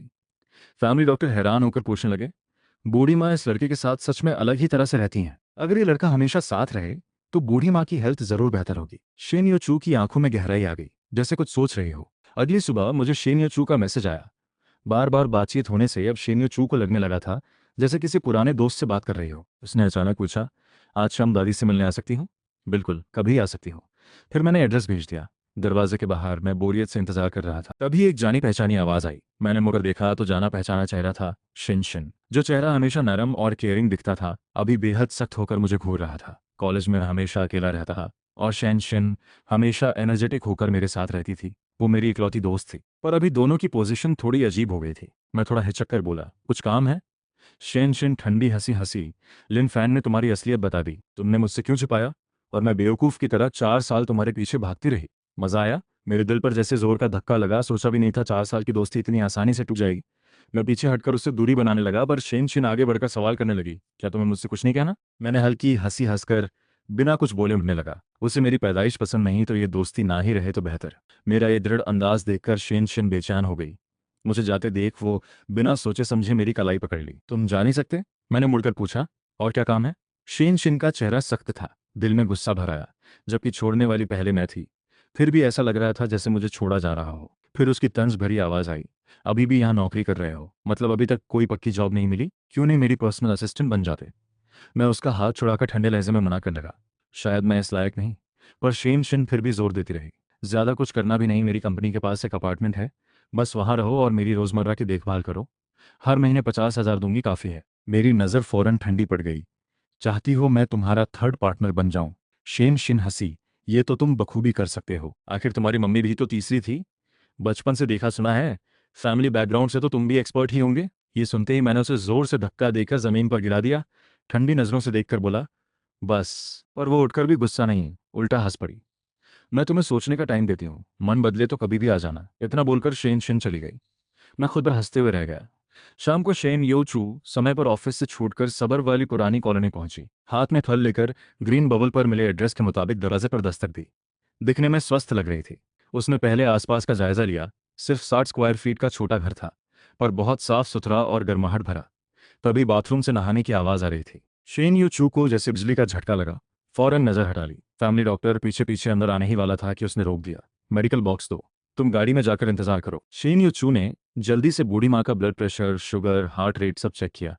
शायद कल रात अच्छी नींद आई थी। सारे रिपोर्ट्स बेहद हेल्दी थे। बूढ़ी माँ डर से बोली, दामाद ने मेरा बहुत अच्छा ख्याल रखा। अपनी आंखों से देखकर शेन यू चू को आखिरकार तसल्ली हुई। फिर उसकी नज़र फिर बाथरूम की तरफ गई। आखिर में सब समेटकर बोली, ठीक है, आप ठीक है, मैं चलती हूँ। बूढ़ी माँ खुश होकर बोली, यहीं डिनर क्यों नहीं कर लेती? दामाद बहुत अच्छा खाना बनाता है। थोड़ी असुविधा होगी। शेन यो चू ने अपना चेकअप किट नीचे रखा, ये यहीं छोड़ दो। बूढ़ी माँ ने आंखें घुमाकर कहा, ले जाओ। यहाँ दामाद को इस्तेमाल करना नहीं आता, और मुझे अब डॉक्टर फॉन्ग नहीं चाहिए। मुझे रोज तुम्हें आकर चेक करना होगा। शेन यो चू कुछ कहने ही वाली थी कि बाथरूम का पानी अचानक बंद हो गया। वो फौरन उठकर मेडिकल बॉक्स लेकर घबराकर दरवाजे की तरफ भागी। मैं चलती हूँ, कल फिर आऊंगी। दरवाजा बंद होते ही मैं कपड़े पहनकर बाथरूम से बाहर आया। आपकी पोती कहाँ है? चली गई, बोल रही थी असुविधा होगी। वो बहुत ज्यादा शराफत और हमेशा मुंह फुलाए रखती है। दामाद, क्या इसी वजह से तुम्हें वो पसंद नहीं? सब बदला जा सकता है। मैं उसकी पोती नहीं हूँ, मेरा मतलब है आप ही हैं। मैं असहाय सा महसूस करता रहा। पिछले 2 दिनों में मैंने देखा था कि बूढ़ी माँ बहुत प्यारी है, मेरी हर बात मानती हैं, बस इस मामले में बहुत जिद्दी हैं। कुछ दिनों बाद बूढ़ी माँ ने अचानक घर जाकर कुछ कपड़े लाने की बात कही, तो मैंने पोती को मैसेज करके एड्रेस मांगा। पर जैसे ही वो लोकेशन खोली, मैं हैरान रह गया। ये तो शेन फैमिली का घर है शहर का सबसे फेमस अमीर इलाका। मुझे लगा था बूढ़ी माँ का घर शायद कुछ छोटा सा बंगला होगा। शेन फैमिली तक तो सोचा भी नहीं था। पर वहां पहुंचने पर मैंने ऊपर देखा तो सामने एक पुराने जमाने का खूबसूरत नक्काशीदार बड़ा सा काला गेट था। मैंने पूछा, दादी, ये है आपका घर? बूढ़ी माँ की आंखें नींद से भरी, नजर थोड़ी खाली। दामाद, मुझे याद नहीं आ रहा। मजबूरी में मैंने पोती को मैसेज किया। पोती ने फौरन जवाब दिया, आप दोनों वहीं रुकिए, मैं अभी आती हूँ। थोड़ी देर बाद एक लग्जरी गाड़ी हमारे सामने रुकी। लिन फैन और लियोली दोनों पीछे की सीट से उतरे। हमारे पास आते ही लियोली की भौहें कसकर सिकुड़ गईं। अचानक चिल्लाई, सच में तुम हो? यहाँ क्या कर रहे हो? आज वो लिन फैन के साथ नैनी बनकर शेन फैमिली मिलने आई थी। दूर से ही गेट के पास किसी को घूमते देखा। सोचा भी नहीं था, सच में मैं ही हूँ। लिन फैन ने शेन फैमिली का बंद गेट देखकर पूछा, लिन यू फिर शेन यो चू को परेशान करने आए हो? ये बात सुनते ही लियोली गुस्से से चिल्लाई, ये जानवर आज किस दिन है पता भी है? तुरंत यहाँ से निकलो, अगर लिन फैन की सगाई बिगाड़ी तो तुमसे नहीं बख्शूंगी। मैं इनसे पूरी तरह तंग आ चुका था, पर बूढ़ी माँ साथ में थी इसलिए झगड़ा नहीं करना चाहता था। गुस्सा दबाकर समझाया, मैं तो बस बूढ़ी माँ को घर छोड़ने आया हूँ। रास्ता भटक गया। लिन फैन बिना सोचे बोल पड़ा, ये तो तुम्हारी बीवी की दादी नहीं है, ये इस कॉलोनी में कैसे रह सकती है? मैंने गुस्से में पूछा, क्यों नहीं रह सकती? बगल में खड़ी लियोली मुझ पर भड़क पड़ी, ढोंग मत करो, तुम्हारी गरीब बीवी की दादी यहाँ कैसे रह सकती है? वो सीधा बूढ़ी माँ की तरफ देखकर बोली, बुढ़िया बताओ तुम किस विला में रहती हो? मैं भौहें सिकोड़ कर कुछ कहने ही वाला था कि बूढ़ी माँ अचानक खड़ी हो गई। याद आ गया, मैं यहीं रहती हूँ, दामाद चलो घर। उसने मेरा हाथ पकड़कर शेन फैमिली के गेट की तरफ चलना शुरू किया। गेट से अभी भी 100 मीटर दूर थे, पर 2 कदम चलते ही लिन फैन फिर बोल पड़ा, लिन यू, इतने बहाने बना लिए? आखिर बूढ़ी माँ को ढाल बनाकर शेन फैमिली में घुसना ही चाहते हो ना? मेरे कदम रुक गए। सामने वो शानदार गेट देखकर मन में थोड़ा शक हुआ, पर मैं कैसे उस विनम्र पोती और बेरहम शेन योचू को जोड़कर सोच पाता? शायद बूढ़ी माँ गलत याद कर रही है। मैं फिर से पक्का करने ही वाला था कि लियोली ने अचानक झपट्टा मारकर बूढ़ी माँ को पकड़ने की कोशिश की। तुम लोग शेन फैमिली में जाकर गड़बड़ नहीं कर गए? मैं चौंक गया। एक हाथ से बूढ़ी माँ को बचाया, दूसरे हाथ से लियोली को पकड़कर जोर से धक्का दिया। ये क्या कर रही हो? लियोली पीछे की तरफ धक्का खाकर लड़खड़ाई, संभलते ही जोर से गाली देने लगी। कृतघ्न इंसान, सिर्फ इस बुढ़िया के लिए अपनी माँ को मारा? मैं पुलिस बुलाऊंगी। मैंने उसे इग्नोर करके बूढ़ी माँ की तरफ देखा। बूढ़ी माँ इस तरह कभी डांट नहीं सुनी थी। सच में वो गुस्से से पूरी कांपने लगी थी। उसका हाथ छाती पर रखा था, शरीर बेकाबू होकर हिल रहा था। मैं फौरन उसे सहारा देकर उसकी जेब से दिल की दवाई की डिब्बी निकाली, पर बॉटल खोलने पर अंदर खाली निकली। मेरी आंखें सिकुड़ गईं। बूढ़ी माँ की हालत पहले से ही नाजुक थी। सीपीआर वगैरह तब तक मत करो जब तक बहुत जरूरी ना हो। बेहतर है दवा दी जाए। मैंने फौरन उस बड़े गेट की तरफ देखा। शेन फैमिली के पास जरूर दवा होगी, भले ही बूढ़ी माँ शेन फैमिली की ना हो, पड़ोसी ही सही। मरते हुए को तो नहीं छोड़ेंगे। मैंने बूढ़ी माँ को गोद में उठाया, तभी लिन फैन ने मेरा हाथ जोर से पकड़ लिया। लिन यू, ऐसा मत करो। शेन फैमिली तुम्हें अंदर नहीं जाने देगी। उसने बूढ़ी माँ की तरफ देखा। आंखों में एक काली चमक थी। मुझे इस पल एहसास हुआ। मैंने पैर उठाकर उसे जमीन पर गिरा दिया, पर अगले ही पल मेरी टांग किसी ने कसकर पकड़ ली। लियो ली बिना शर्म के जमीन पर बैठकर पूरी ताकत से मेरी टांग जकड़े हुए थी। मैं गुस्से से कांप रहा था। गोद में बूढ़ी माँ होने की वजह से कुछ कर नहीं पा रहा था। तभी एक काली कार धीरे धीरे आकर रुकी। शेन यू चू ने उतरते ही तेज आवाज में पूछा, तुम लोग क्या कर रहे हो? लिन फैन फौरन बोल पड़ा, मिस शेन, ये लिन यू है। ये जबरदस्ती एक मरणासन बुढ़िया को लेकर शेन फैमिली में जाकर ड्रामा करना चाहता है। मेरी गलती है, इसे रोक नहीं पाया। ये सुनते ही शेन यो चू ने मेरी गोद में दादी को देखा। आंखें एकदम सिकुड़ गईं। तेज कदमों से हमारी तरफ आने लगी। दादी उसकी सबसे करीबी थी। पिछले कुछ सालों से सेहत बिगड़ती जा रही थी। शेंग यो चू पूरी तरह घबरा गई थी। मैं समझाने का इंतजार किए बिना फौरन बोला, दादी का दिल का दौरा पड़ा है, दवाई खत्म हो गई थी, सही टाइम पर दवा मिले तो कुछ नहीं होगा। शेन योचू ने होंठ भींचकर दादी को गोद में लिया, बिना मुड़े सीधे शेन फैमिली के अंदर भागी। मैं पीछे नहीं जा सका क्योंकि मेरी टांग अभी भी लियोली ने पकड़ रखी थी। लिन फैन अभी भी बूढ़ी माँ की पहचान को लेकर शक में था। लियोली ने मुझे छोड़कर धूल झाड़ते हुए ताना मारा। इसी की वजह से इस मरने वाली बुढ़िया को लेकर शेन फैमिली में घुसना चाहता था। तभी शेन फैमिली का गेट खुला। मिस शेन, आप पार्किंग में ही रुक जाती, गेट तक क्यों आई? शेन शिन ने कुछ नरमी दिखाते हुए कहा, डर था पहली बार आओगी तो रास्ता ना भटक जाओ। फिर उसने मेरी तरफ देखा। पहले की नरमी अचानक तीखी हो गई। लिन यू, मुझे ढूंढने आए हो क्या? समझ आ गया? मैं चुप रहा, कुछ नहीं बोला। समझ आया तो फोन कर देना। यहाँ आने की इजाजत किसने दी? शेन फैमिली का गेट तुम जैसे नाजायज बेटे के लिए नहीं खुलता। शेन शिन ने ठंडी हंसी हंसी, पर अगर सच में अंदर जाना चाहते हो तो देख सकते हो। दीदी, गलतफहमी हो रही है, लिन फैन ने टोका। लिन यू तो अपनी बीवी की दादी का इंतजार कर रहा था। बूढ़ी माँ को अभी अभी दिल का दौरा पड़ा। शेन यो चू मिस उन्हें अंदर लेकर इलाज के लिए गई हैं। शेन शिन की आंखें अचानक नम हो गईं। दांत पीसते हुए बोली, कैसी बीवी? लिन यू, वो औरत कौन है? मैंने मजाक उड़ाते हुए उसे देखा। शेन शिन, मेरी बीवी कौन है तुमसे कोई मतलब नहीं। कैसे मतलब नहीं? देखना चाहती हूँ बिना मेरी इजाजत के कौन तुमसे शादी करने की हिम्मत कर सकता है? लिन फैन फौरन बोल पड़ा, लिन यू की मम्मी से सुना था कोई आवारा लड़की है। शेन शिन मुट्ठी बींचकर बोली, तुम्हारी पसंद भी कमाल है। नाजायज बेटा और आवारा लड़की सच में बढ़िया जोड़ी है। लिन फैन ने और मिर्च लगाई। लिन यू भी शायद इसी वजह से शेन यू चू के पीछे पड़ा रहता है। मन में जलन है। मैंने ठंडी हंसी हंसी। लिन फैन, तुम खुद को लिन फैमिली का बड़ा बेटा कहते हो? दिमाग में बस यही फालतू बातें भरी हैं क्या? लिन फैन का चेहरा सख्त हो गया। मुट्ठी भींचकर बोला, मुझे पता है तुम मुझसे और शेन शिन दीदी से बदला लेना चाहते हो, पर शेन यो चू मिस की तो पहले से शादी हो चुकी है। तुम्हें किसी और की शादी बिगाड़नी ही चाहिए। ये सुनते ही शेन शिन का गुस्सा फूट पड़ा। पिछले 2 दिनों से वो लगातार मेरे फोन का इंतजार कर रही थी। सोच रही थी अगर मैं माफी मांगूं तो शायद माफ कर दे। उसे पता ही नहीं था मैं पहले से शेन फैमिली ढूंढ चुका था। ये सुनकर वो और गुस्सा हो गई। मुझे लग ही रहा था तुम्हारी बीवी की दादी को मेरे घर के सामने दौरा क्यों पड़ा? तुम तो असल में छोटी मौसी से मिलने आए हो। लिन यू, इतने बेशर्म कैसे हो सकते हो? वो गुस्से में मुझ पर उंगली दिखाकर दरबान को हुक्म देने लगी। ध्यान से देख लो ये चेहरा, इसे दोबारा शेन फैमिली ने कदम भी नहीं रखने देना। लिन फैन सिर झुकाकर होठों में मुस्कुराहट छिपा रहा था। शेन फैमिली का गेट, यहाँ अभी भी शेन शिन का आधा हुक्म चलता है। पर अगले ही पल शेन फैमिली का बटलर गेट से बाहर निकला। उसकी नजर सबको देखकर मेरी तरफ रुक गई। Mister Lin Yu, Shen Yu Chu miss ने कहा है आप अंदर आ सकते हैं। लिन फैन हक्का बक्का रह गया। शेन शिन की भी आंखें फट गईं। मैंने सिर उठाकर हंसते हुए दरबान की तरफ देखा। तो अब मैं अंदर जा सकता हूँ? दरबान ने शेन शिन की तरफ सावधानी से देखकर बिना किसी हिचकिचाहट के गेट खोल दिया। शेन फैमिली में किसकी चलती है ये उसे अच्छे से पता था। अंदर पहुंचते ही शेन शिन का पूरा ग्रुप भी पीछे पीछे आया। लियोली गुस्से से मुझे घूरते हुए बोली, शेन यो चू मिस, शायद बस तुम्हें दादी लेने के लिए बुलाया है, लेने के बाद फौरन निकल जाना। शीन फैमिली का फर्श गंदा मत करना। इतना बोलते बोलते सब लोग एक साथ हॉल में पहुंचे। पहली ही नजर में सोफे के मुख्य आसन पर बैठी शेन ओल्ड लेडी दिखी। बूढ़ी माँ गुस्से से उन्हें घूरकर बोली, ये बुरी औरत, किसे जानवर कहा? बूढ़ी माँ ने अब शानदार कपड़े पहन रखे थे, पर चेहरा अभी भी कमजोर लग रहा था। शेन यो चू ठंडे अंदाज में उनके बाईं तरफ बैठी थी। लियोली वहीं ठिठक गई। लिन फैन की टांगें कांपने लगी। गिरते गिरते बचा शेन शिन ने उसे संभाला। क्या हुआ तुम्हें? लिन फैन का हाथ कांप रहा था। फिर कड़वी हंसी हंसकर बोला, लिन यू, तुमने हमसे झूठ क्यों बोला कि शेन बूढ़ी माँ तुम्हारी बीवी की दादी है? हमने अनजाने में बूढ़ी माँ की बेइज्जती कर दी। मुझे फौरन महसूस हुआ कि कमरे में कई शक भरी नजरें मेरी तरफ देख रही हैं। लियोली को भी समझ आ गया, जानते हुए भी कि बूढ़ी माँ को डिमेंशिया है। तुमने उन्हें धोखा देने की हिम्मत कैसे की? शेन फैमिली को क्या समझ रखा है? तुरंत घुटनों के बल माफी मांगो। मेरी नजरों में हल्की ठंडक थी। क्या सारा दोष मुझ पर डालना चाहते हो? लिन फैन तो खुद को साफ करने में माहिर निकला। तभी एक चाय का कप बूढ़ी माँ ने फेंक मारा सीधा लियोली पर लगा। गर्म चाय उस पर बिखर गई, पर लियोली डर के मारे चिल्ला भी नहीं पाई। बदतमीज, बूढ़ी माँ गुस्से में बोली। यही तो मेरा दामाद है। लियोली जलन की तकलीफ सहते हुए बोली, बूढ़ी माँ, आपको धोखा दिया गया है, मुझे यकीन है ये। तभी बगल में बैठी शेन शिन की मम्मी बोली, यू चू, क्या ये सच में तुम्हारा पति है? मैं चुपचाप शेन यू चू की तरफ देखता रहा। फिर वही जवाब सुना जिसकी उम्मीद थी, नहीं, सच में नमक हराम और एहसान फरामोश औरत है। मेरी आंखों में गुस्सा चमक उठा। लिन फैन के चेहरे पर खुशी झलकी, राहत की सांस ली। शेन शिन मुंह बनाकर बोली, मैंने तो पहले ही कहा था, ये सब लिन यू की चाल है। मैं ठंडी हंसी हंसकर कुछ बोलने ही वाला था कि फिर वही महिला की आवाज़ सुनाई दी। दादी ने उसे गलत पहचान लिया था, इसलिए मैंने लिन यू मिस्टर से कुछ दिनों दादी का ख्याल रखने का निवेदन किया था। पूरा कमरा शांत हो गया।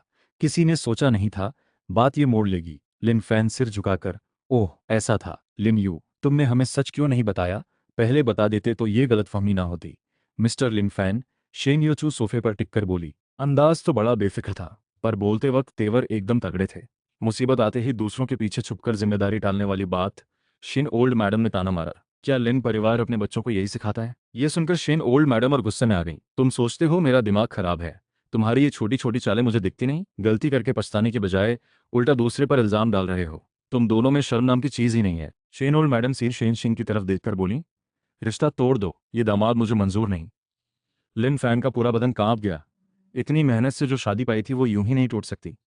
फिर उसने शेन शिन की तरफ देखा, पर औरत का चेहरा बेजार था। उसकी नजरें बस मुझ पर टिकी थीं। साफ था कि वो मेरी शादी की बात सुनकर अब तक सदमे से बाहर नहीं आई थी। लिन फैन ने मुठियां भींच लीं, सिर झुकाकर शेन शिन के सामने आया और बोला, ये मेरी गलती है, तुम परेशान मत हो। अगर रिश्ता टूट भी गया तो भी जो मैंने तुम्हें वो डॉक्टर मिलवाने का वादा किया था वो जरूर पूरा करूंगा। शेन शिन को होश आया। लिन फैन अब भी मुझे यू डॉक्टर से मिलवाएगा? आजकल चीन के नए एनर्जी प्रोजेक्ट में यू डॉक्टर का नाम सबसे ऊपर है। उसने जल्दी से शेन ओल्ड मैडम से कहा, दादी माँ, लिन फैन को पता नहीं था, उसकी गलती नहीं मानिए। और वैसे भी दोनों घरों में सगाई हो चुकी है, अब रिश्ता तोड़ना ठीक नहीं। शेन ओल्ड मैडम ने उसे गहरी नज़र से देखा। ठीक है, जैसी तुम्हारी मर्जी, पोती का मामला उसके माँ बाप संभालें, मैं ज़्यादा दखल नहीं दूंगी। पर शेन शिन की माँ बीच में बोल पड़ी, दादी क्या भूल गई कि? शेन ओल्ड मैडम ने यह सुनते ही पलकें झुका ली, मैं शेन शिन के खाते में 18 लाख भिजवा दूंगी। शेन शिन की माँ का चेहरा उतर गया, पर आपने तो पहले कहा था इन दोनों को 2% शेयर देंगी। नई शादी है, हाथ तंग ना हो। अगर शेन परिवार में सबसे ज्यादा पैसे वाली कोई है तो वो शेन ओल्ड मैडम ही है। बीजिंग के बड़े घराने से आई थी, खुद का दहेज भी भारी था, और शेन कंपनी के 20% शेयर भी उन्हीं के पास थे। शेन शिन की माँ शादी के बहाने उनसे एक बड़ा हिस्सा ऐंठना चाहती थी। पहले सब तय भी हो गया था, पर ओल्ड मैडम ने अचानक इरादा बदल दिया। शेन ओल्ड मैडम मुस्कुराते हुए उसे देखकर बोली, मुझे ये दामाद पसंद नहीं, इसलिए नहीं दूंगी। लिन फैन का चेहरा सफेद पड़ गया। उसे लगा जैसे बुरी तरह बेइज्जत कर दिया गया हो। शेन परिवार में नौकर चाकर बहुत है, ये बात जरूर फैलेगी और जल्द ही पूरा हाई चिंग शहर जान जाएगा कि ओल्ड मैडम ने उसे नापसंद किया है। बड़े घरानों में इज्जत सबसे बड़ी चीज होती है, और आज ओल्ड मैडम ने उसकी इज्जत बुरी तरह कुचल दी थी। पर बूढ़ी मैडम को इन सब बातों की परवाह नहीं थी। ये कहकर वो सीधा मुझे और शेन यो चू को लेकर अपने रहने वाले आंगन में चली गईं। फिर बहाना बनाकर निकल गई और शेन यो चू को कह गईं कि वो दामाद की अच्छे से खातिरदारी करे। पलक झपकते ही आंगन में सिर्फ मैं और शेन योचू रह गए। रात के अंधेरे में हम दोनों। शेन योचू अचानक मुझे देखकर बोला, छिपी हुई नफरत के साथ, ज्योतिष में लोहे की कमी लगती है। मैं पीछे नहीं हटी, उतनी ही गंभीरता से उसे देखकर बोली, बुद्धू दूसरी लड़की? शेन योचू का चेहरा सख्त हो गया। दादी ने जिस बात की भनक तक मुझे नहीं लगने दी, वो तुम्हें कैसे पता? लगता है हमने कुछ खिचड़ी पक रही है। दादी का तुम्हारे साथ इस तरह जुड़ना शायद हादसा ही हो, पर यह इंसान दादी को पनाह दे रहा है। हो सकता है दादी ने ही गलती से अपनी पहचान खोल दी हो। मैंने उसे टोका, असली बात मत भूलो, याद है तुमने मैसेज में कहा था कि मेरी मदद करोगे, तो चलो ना सिविल रजिस्ट्रार के पास अपनी शादी की स्थिति चेक करने। शेन यचू का चेहरा गुस्से से काला पड़ गया। झुंझलाते हुए बोला, ठीक है, चलते हैं। अगर ये सच नहीं निकला तो उम्मीद है तुम दादी का सहारा लेकर मुझे परेशान करना बंद कर दो। बूढ़ी मैडम का सिर खिड़की से बाहर निकला। अरे बदमाश लड़की, क्या तू अपने दामाद को परेशान कर रही है? शेन यचू का चेहरा तुरंत नरम पड़ गया। डिनर बड़ा साधारण था, 4 सब्जी 1 सूप, तीनों के लिए बिल्कुल सही। पर बूढ़ी मैडम की भूख नहीं थी, 2-3 निवाले खाकर ही चमच रख दिया। दामाद, मैं थक गई हूँ, चलो घर चलते हैं। आप परेशान मत होइए, आज रात घर पर ही आराम कीजिए। ये छोटा सा आंगन किसी छोटे ओल्ड एज होम जैसा था। हर तरह के मेडिकल इक्विपमेंट लगे थे। बूढ़ी मैडम घबराकर मेरा हाथ पकड़कर बोली, तो क्या तुम मेरे साथ यहीं रुक सकते हो? मैंने भौहें सिकोड़कर शेन यचू की तरफ देखा। सच कहूं तो मुझे भी बूढ़ी मैडम की फिक्र थी, पर वो कुतिया मुझसे इतनी नफरत करती है, उसे शक होगा कि मैं दादी के जरिए उसके करीब आना चाहती हूँ। वो हरगिज राजी नहीं होगी। फिर एक नौकरानी ने मुझे घूर कर देखा। साफ था कि वो दादी के लिए था। कि मैं ज़्यादा सोचूं नहीं। खाना खाकर मैंने बूढ़ी मैडम को कमरे में छोड़ा। आज वो वाकई थक गई थी। इतना हंगामा भी हुआ था, लेटते ही नींद में डूब गई। उनकी नींद बड़ी बेचैन थी। मैं मजबूरी में बिस्तर के पास बैठी रही। बाहर खिड़की पर शेन यचू का चेहरा गंभीर हो गया। दादी, ये सब क्या है? फैमिली डॉक्टर जिसने साइकोलॉजी पढ़ी थी, उसने आ भरकर कहा। मुझे नहीं पता ओल्ड मैडम ने इस लड़के को क्यों चुना, पर थोड़ा बहुत अंदाजा है कि वो इतनी बेचैन क्यों है। फिर डॉक्टर ने शेन यचू की तरफ देखकर कहा, ओल्ड मैडम को शायद लगने लगा है कि वो ज्यादा साल नहीं जी पाएंगी। उन्हें डर है कि अगर वो चली गईं तो आपका कोई सहारा नहीं रहेगा। दामाद ही वो शख्स है जो उनके साथ रह सकता है। शेन योचू एक पल को ठिठक गया। उसकी काली आंखों में दबा हुआ कोई भाव उबल रहा था। काफी देर बाद ही वो शांत हो पाया। वो चांदनी में खड़ा था, जैसे गहरे अंधेरे में पूरी तरह घुल जाना चाहता हो। काफी देर बाद औरत अचानक मुड़ी और तेज कदमों से मुख्य घर की तरफ चल पड़ी। उधर लिन फैन के लिए ये खाना बड़ा मुश्किल साबित हो रहा था, क्योंकि उसने अभी अभी 2% शेयर गंवाए थे। शेन शिंग की मां लियू मेइजन बहुत नाराज थी।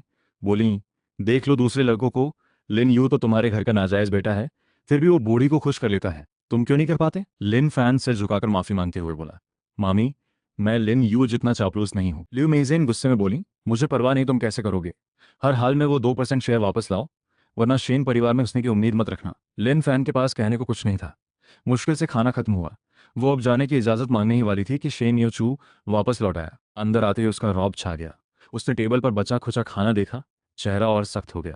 दादी ने आज रात कुछ नहीं खाया और ये लोग यहाँ मजे से खा रहे थे। लियो मेजिन ने उसका चेहरा देखकर हिम्मत नहीं की कुछ बोलने की। शेन शिन के पिता शेन युआनजी ने भौहें सिकोड़कर पूछा, योचू तुम यहाँ क्यों आए? शेन योचू, जो नाम के लिए बड़ा भाई था, उसने लिन फैन की तरफ देखकर कहा, अब तक रिश्ता तो नहीं टूटा है ना? तो अब तो वो शेन परिवार का दामाद ही हुआ ना? और अगर शेन परिवार का दामाद है तो शेन घराने के नियम भी मानने होंगे। आज रात बड़ों की बेइज्जती करने के लिए इसे पूरी रात मंदिर में घुटनों पर बिठाओ। शेन योचू ने बिना कुछ और कहे पीछे की तरफ इशारा किया। 2 बॉडीगार्ड लिन फैन के सामने आ गए। मिस्टर लिन, चलिए। लिन फैन ने मदद के लिए शेन शिन की तरफ देखा, पर देखा कि वो हिम्मत ही नहीं कर पा रही विरोध करने की। ताकत किसके हाथ में है ये साफ था। उसने गहरी सांस ली और बॉडीगार्ड्स के पीछे चल दिया। दरवाजे से निकलते वक्त उसने सुना शेन शिंग पूछ रही थी, मौसी, वो लिन यू कहाँ है? चला गया क्या? फिर शेन यो चू की चेतावनी भरी आवाज आई, वो मेरा मेहमान है, आज रात शेन हाउस में ही रुकेगा। लिन फैन बॉडीगार्ड्स के साथ मंदिर पहुंचा। मिस ने कहा है, अभी तुम्हारी शादी नहीं हुई, इसलिए शेन परिवार के मंदिर में अंदर नहीं जा सकते, बाहर ही घुटने टेक कर बैठो। बाहर तो ईंटों का फर्श था। लिन फैन कुछ कहना चाहता था, पर दोनों बॉडीगार्ड हाथ पीछे बांधे ठंडी नजरों से शेन के छोटे साहब को घूर रहे थे। रात बहुत ठंडी थी। लिन फैन कांपने लगा, ठंड हड्डियों में घुस रही थी, घुटने जम रहे थे। वो थोड़ा आराम करना चाहता था, पर बॉडीगार्ड दरवाजे के देवता की तरह उस पर नजर रखे हुए थे। बिना कुछ कहे भी उनकी मौजूदगी डरावनी थी। अगली सुबह जब मेरी आंख खुली, मैं बिस्तर पर थी। बदन पर एक गुलाबी छोटा कंबल उड़ा हुआ था। यह बूढ़ी मैडम का कमरा था। इस कमरे की सजावट का स्टाइल कुछ अजीब था। मैंने ज्यादा नहीं सोचा। उठकर फ्रेश होने के बाद मैंने बूढ़ी मैडम और शेन यो चू के साथ नाश्ता किया। टेबल पर तले हुए शुगर केक रखे थे। बूढ़ी मैडम ने फौरन एक उठा लिया। शेन यो चू ने तुरंत टोका, दादी, शुगर लेवल हाई है, ये तेल और शक्कर वाली चीज नहीं खानी चाहिए। मैं भी सोच रही थी कि कैसे रोकूं, तभी सुना मैंने खुद ही धीरे से कहा, दादी ये केक आपके लिए ठीक नहीं। फिर वो जिद्दी और चटोरी बूढ़ी मैडम ने वो केक मेरी प्लेट में रख दिया। उन्होंने खुश होकर मुस्कुराते हुए कहा, दामाद, मैंने तुम्हारे लिए रखा है। शेन यो चू ने जांचने वाली नजरों से मुझे देखा। समझ नहीं पा रहा था दादी मेरी बात इतनी क्यों मानती हैं। मैंने बिना झिझक केक खाना शुरू किया। फिर शेन यो चू की तरफ देखकर कहा, अच्छा, बाद में सिविल रजिस्ट्रार ऑफिस जाते वक्त अपनी आईडी और हाउस होल्ड बुक साथ ले जाना। बूढ़ी मैडम ने उत्सुकता से पूछा, तुम लोग वहाँ क्यों जा रहे हो? मैरिज सर्टिफिकेट गुम हो गया है। पर यह सुनते ही बूढ़ी मैडम बोल पड़ी, गुम नहीं हुआ है, रुको। वो तेजी से अपने कमरे में गई। और जल्दी से 2 लाल रंग के मैरिज सर्टिफिकेट निकालकर मुझे और शेन योचू को थमा दिए। मैं हक्की बक्की रह गई। हाथ में मैरिज सर्टिफिकेट देखकर अचानक मुझे एहसास हुआ कि बूढ़ी मैडम मुझसे पहली बार मिलते ही दामाद कहकर पुकारी थी। उन्हें हमेशा से पता था कि हमारी शादी हो चुकी है। मुझे लगा जैसे कोई सुराग हाथ लगा हो। मैंने तुरंत पूछा, दादी, ये सर्टिफिकेट आपके पास कैसे आया? बूढ़ी मैडम एक पल को ठिठकी। उनकी आंखों में थोड़ी उलझन सी आ गई। मुझे याद। बूढ़ी मैडम सिर हिलाती रहीं। याद नहीं। मुझे थोड़ी जल्दबाजी हुई दादी, जरा फिर से सोचिए ना। बस करो, शेन यो चू ने धीरे से डांटा और सीधा मेरे और बूढ़ी मैडम के बीच आ गया। आंखें ठंडी होकर मुझे देखीं। मिस्टर लिन, ये सच में सर्टिफिकेट है? तो अब तुम यही कहोगे ना कि सिविल रजिस्ट्रार ऑफिस जाने की जरूरत नहीं? असल में तुम्हारा मकसद यही था, पहले सिविल रजिस्ट्रार जाने की बात करके इतना खुलकर मुझे फंसाने की तैयारी की, फिर दादी से ये नकली सर्टिफिकेट निकलवाकर उन्हें सच मनवाने की कोशिश की। मुझे उस औरत की आवाज़ में हल्की सी खतरनाक चमक महसूस हुई। मुझे ये सब बेतुका लगा। आज नहीं भी गए तो चलेगा। वैसे भी तलाक मामला सिर्फ रजिस्ट्रार जाने से नहीं सुलझता। 2 साल से कानूनी तौर पर हम पति पत्नी हैं। कई प्रॉपर्टी के मसले हैं। पहले डिवोर्स एग्रीमेंट साइन करना होगा। नहीं, शेन योचुए कहकर मुझे गुस्से देखा, पर देखा कि मैं हल्के से चौंक कर बेबसी से बोली, जैसी तुम्हारी मर्जी। ये एक्टिंग इतनी बढ़िया है या फिर सच में ये सर्टिफिकेट असली है? शेन योचू अब थोड़ा संशय में आ गया। उसने फटाक से सर्टिफिकेट उठाया और सीधा बाहर निकलते हुए कहा, पार्किंग में मिलते हैं। मैंने बूढ़ी मैडम को दिलासा देते हुए मुस्कुराकर देखा। हम पार्किंग पहुंचे ही थे कि देखा लियूली गुस्से में, चेहरा सफ़ेद के लिन फैन के साथ खड़ी थी। मुझे देखते ही वो दबंगई से दौड़ी आई। तुम्हें अपने भाई की मदद करनी होगी लिन यू। तुम नाजायज बेटे हो, फिर भी लिन परिवार ने तुम्हें कभी कम नहीं समझा। तुम्हें पाला पोसा बड़ा किया। अगर एहसान नहीं भी मानते तो भी मेहनत तो देखो जो उन्होंने तुम पर की। तुम्हें भी लिन परिवार को कुछ लौटाना चाहिए। ये ब्रेन वॉश वाली बातें मैं 20 साल से सुनती आई हूँ। अब बस हंसी आती है। लियूली ने देखा कि मैं नहीं मान रही तो मौका देकर बोली, अब तुम बड़े हो गए हो, आखिरकार लिन परिवार को कुछ लौटाने का मौका मिला है। शेन ओल्ड मैडम तुम्हारी बात तो बहुत मानती है ना? जाओ उससे कहो वो 2% शेयर वापस तुम्हारे भाई को दे दे। ये सुनकर मैं हंस पड़ी। मैं तो एक मामूली नाजायज बेटा हूँ। शेन ओल्ड मैडम भला मेरी बात क्यों सुनेंगी? लियूली हैरान रह गई। कुछ और कहना चाहती थी, पर मैं तब तक उसके पास से निकल गई थी। सीधा शेन योचू की गाड़ी में बैठ गई। गाड़ी जल्द ही सिविल रजिस्ट्रार ऑफिस पहुंची। मुश्किल से रुकी ही थी कि लियू चियांग हांफते हुए दौड़ा आया। बॉस, ड्राइवर ने कहा। आप खुद गाड़ी चलाकर निकल गईं। मैं डर गया था। जल्दी से लोकेशन देखकर पीछा करके आया। क्या हुआ? कोई बात हुई क्या? शेन यो चू, तुम यहाँ कैसे आ गई? क्या सच में लिन यू को लेकर इतना शक है? तुम बेफिक्र रहो, मैंने कहा था ना, वो दोबारा तुमसे नहीं मिल पाएगा, वरना मैं लाइव स्ट्रीम कर दूंगी। मैं पीछे की सीट पर बैठी आवाज में नरमी लाते हुए बोली, तुम्हारा लाइव स्ट्रीम चैनल कौन सा है? लियू चियांग का बदन अकड़ गया। इस तरह हम तीनों ऑफिस में दाखिल हुए। लियू चियांग ने पहले पूछा, हेलो, क्या बिना पर्सनल मौजूदगी के सर्टिफिकेट मिल सकता है? ये बिल्कुल मुमकिन नहीं, कर्मचारी ने जवाब दिया। लियू चियांग ने ताना मारते हुए मुझे देखा। सुना तुमने तुमने तो नकली सर्टिफिकेट तक तैयार करवा रखा है। मैं अभी पुलिस में रिपोर्ट करूंगा, फेक डॉक्यूमेंट और हैरेसमेंट के इल्जाम में। पर शेन यो चू ने सर्टिफिकेट आगे बढ़ाते हुए कहा, जरा देखिए ये मैरिज सर्टिफिकेट असली है या नहीं। कर्मचारी ने चेक करके बताया, ये सर्टिफिकेट असली है। कैसे हो सकता है? क्या आपका सिस्टम में रिकॉर्ड गड़बड़ है? लियू चियांग चिल्लाया। नहीं, शादी एक गंभीर मामला है। रजिस्ट्रेशन के वक्त दोनों पार्टी की पहचान अच्छे से वेरीफाई होती है और एक डिक्लेरेशन भी साइन करवाई जाती है। मैंने पूछा, क्या हम वो डिक्लेरेशन देख सकते हैं? शीन्य चू ने भी सिर हिलाया। हाँ, कृपया डिक्लेरेशन दिखाइए। कर्मचारी मजबूरी में उठकर बोला, तुम पति पत्नी में तो बड़ा तालमेल है, ठीक है, मैं लाकर देता हूँ। 2 रजिस्ट्रेशन डॉक्यूमेंट हमारे सामने रखे गए। मैंने देखा, ऊपर लिखी हैंडराइटिंग सच में मेरी थी। लियू चियांग करीब आकर फुसफुसाते हुए बोला, बॉस, ये सच में आपका हस्ताक्षर है? शेन्य चू चुप हो गया। मैंने कर्मचारी की तरफ देखकर कहा, हेलो, क्या हम उस दिन की सीसीटीवी रिकॉर्डिंग देख सकते हैं? माफ कीजिए, रिकॉर्डिंग हम सिर्फ 6 महीने तक रखते हैं। कर्मचारी ने बार बार भरोसा दिलाया कि लियू चियांग का गलत रजिस्ट्रेशन नामुमकिन है, क्योंकि शादी के लिए दोनों का साथ मौजूद होना अनिवार्य है। हम तीनों रजिस्ट्रार ऑफिस से बाहर निकले। लियू चियांग कुछ हैरान सा बोला, बॉस, अब क्या करें? शेन यूचू का चेहरा सख्त हो गया। मैंने भौहें उठाते हुए कहा, तलाक। हम दोनों एक साथ बोल पड़े। लियू चियांग चौंक कर फिर पूछा, तो अब तलाक की शर्तों पर बात करनी है क्या? मैं वकील से तुम्हारी बात करवा दूंगा। मैं और शेन यूचू तीसरी बार एक साथ बोले। मैं हंस पड़ी। ठीक है, फिर हम दोनों अपने अपने वकीलों से एग्रीमेंट तैयार करवाते हैं। पहले उसे देखते हैं, फिर अगर कोई दिक्कत हो तो वकील बात करेंगे। लियू चियांग हंसते हुए बोला, तुम जैसी इंसान भी वकील रख सकती है क्या? शेन योचू ने फिर भी सिर हिलाकर सहमति दी। मैंने लियू चियांग की बात पर ध्यान नहीं दिया। फोन निकालकर बोली, शेन मिस, चलो वीचैट पर भी जोड़ लेते हैं, आगे बात करने में आसानी रहेगी। शेन योचू ने गहरे भाव से क्यूआर कोड खोला। मैंने स्कैन किया तो चैट बॉक्स खुला। ऊपर लिखा नाम था बुद्धू पोती। उसका चेहरा फौरन काला पड़ गया। मुझे भी थोड़ी अजीब लगी। मैं भूल गई थी कि पहले से ही वीचैट जुड़ा हुआ था। उसके गुस्से वाले चेहरे को देखते हुए मैंने खांसते हुए कहा, नाम तो बस यूं ही रख दिया था।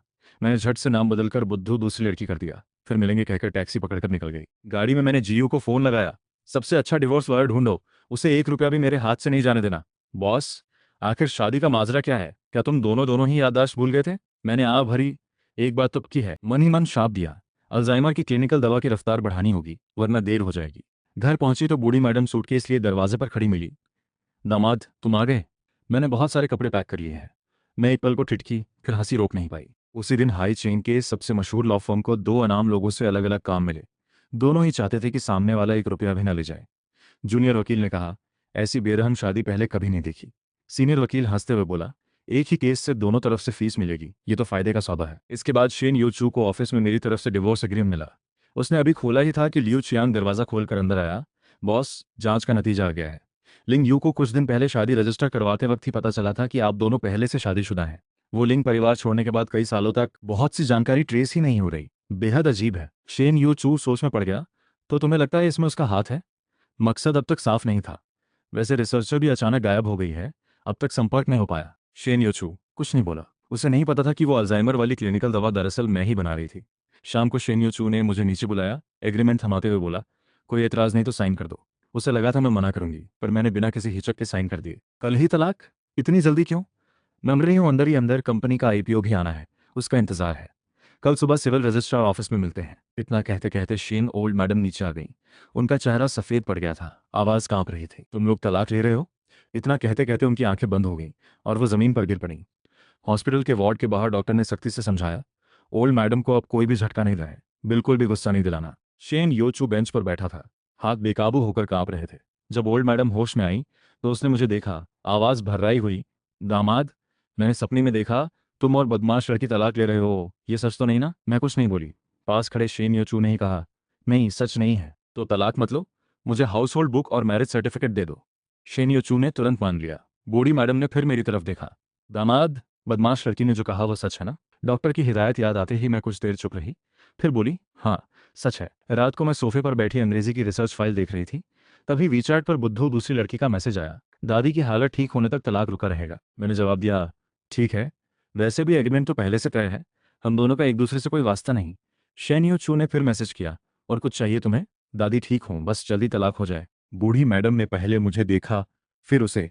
अचानक बोली, बदमाश लड़की, मैं दामाद को शेन ग्रुप में नौकरी दिलवाना चाहती हूँ। शेन योचू का चेहरा थोड़ा सख्त हुआ। बूढ़ी मैडम ने पकड़ ली, ठीक है, कल से ही ये बदमाश लड़की के साथ ऑफिस जाएगा। मैंने भी हामी भर दी। शेन ग्रुप की लाइब्रेरी काफी बड़ी थी, मेरी रिसर्च के काम आएगी। इसके बाद शेन योचू लियू चियांग को लेकर निकल गया। गलियारे में लियू चियांग शिकायत करने लगा, बॉस, वो जरूर कंपनी में घुसने की फिराक में है, आप क्यों मान गए?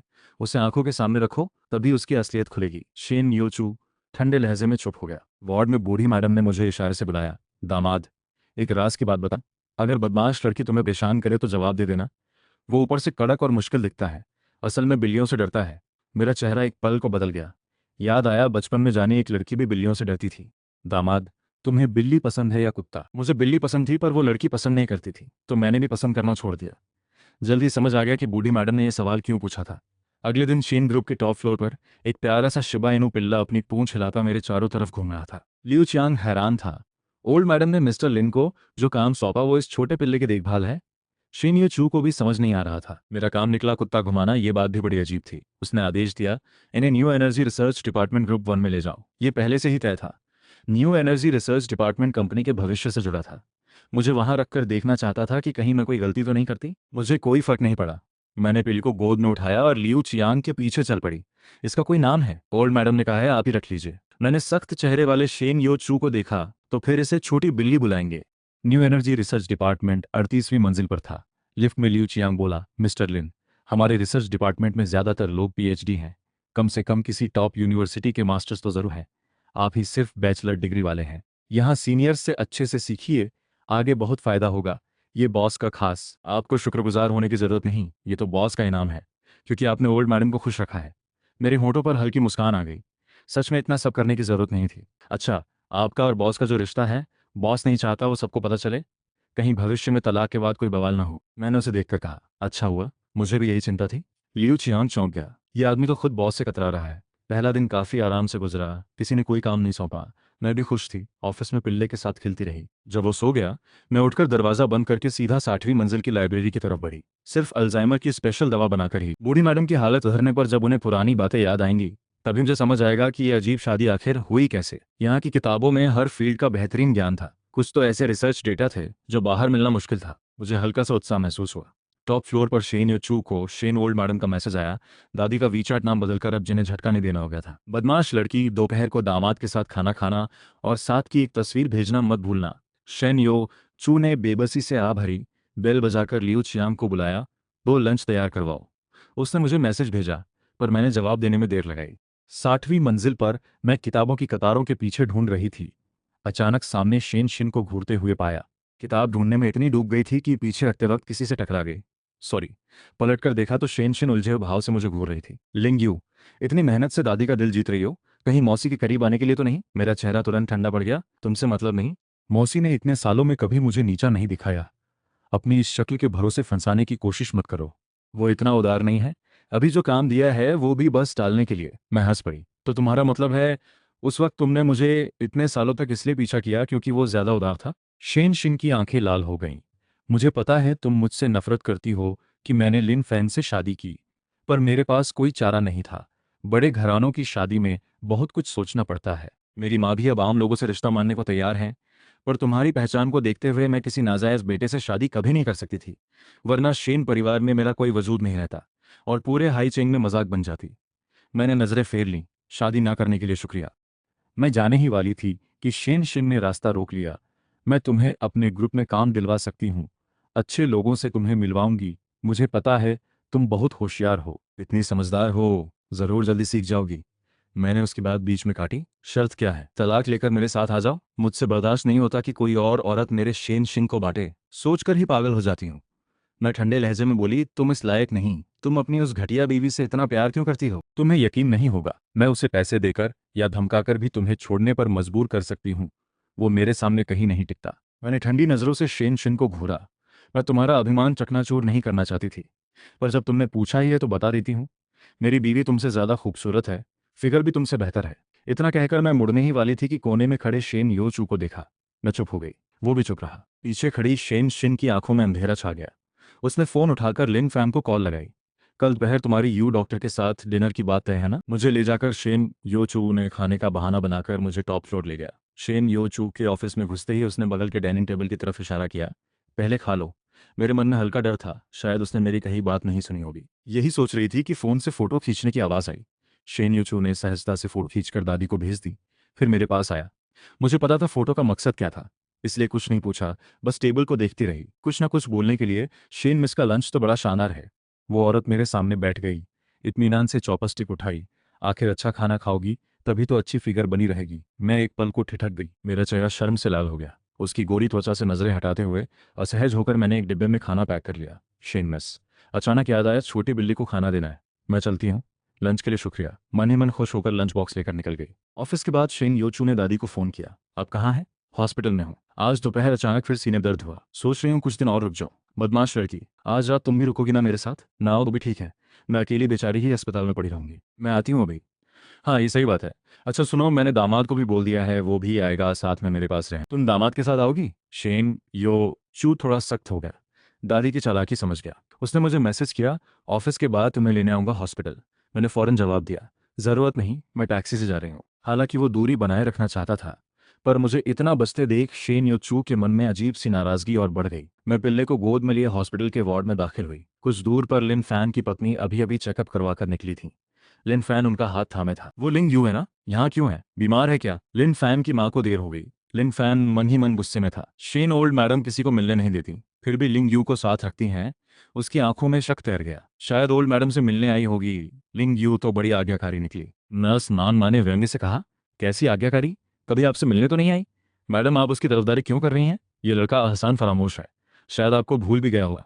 लिन फैन बीच में बोला, सुना है शेन मिस ने उसे शेन ग्रुप में काम दिलवाया है, शायद इसलिए ओल्ड मैडम का एहसान चुका रही है। नर्स माँ हंसते हुए बोली, मैडम ने तो उसे पाला पोसा बड़ा किया, वो एहसान तो आसमान जितना है।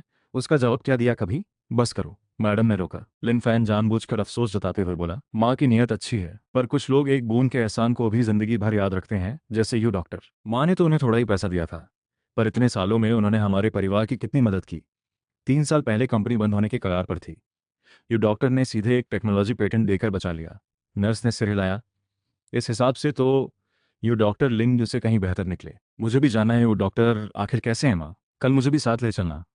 लिन फैन की माँ ने मुस्कुराकर उसका सिर सहलाया। ठीक है, ले चलूंगी। ये पूरा दृश्य ठीक उसी वक्त मैंने वीआईपी वार्ड के सोफे पर बैठे देख लिया। मेरी नज़रें लिन फैन की माँ का पीछा करती रहीं। उनका चेहरा बीमार सी पीली थी। लिन फैन उनके पास धीरे से कुछ कह रहा था। माँ ने मजबूरी से सिर हिलाया। दोनों माँ बेटे की हरकतों में अपनापन था। जब तक गाड़ी निकल नहीं गई मैं नजरें हटा ही नहीं पाई। मुड़ी तो देखा, बूढ़ी मैडम मेरे पीछे ही खड़ी थी। दामाद, वो कौन थी? कुछ जानी पहचानी सी लग रही थी। मेरी आंखों में नरमी आ गई। मैं कुछ कहने ही वाली थी कि अचानक उनकी आंखें चमक उठी। मुझे याद आया, वो तुम्हारी माँ है ना? तुम दोनों एक जैसे दिखते हो। मैं एक पल ठिठकी।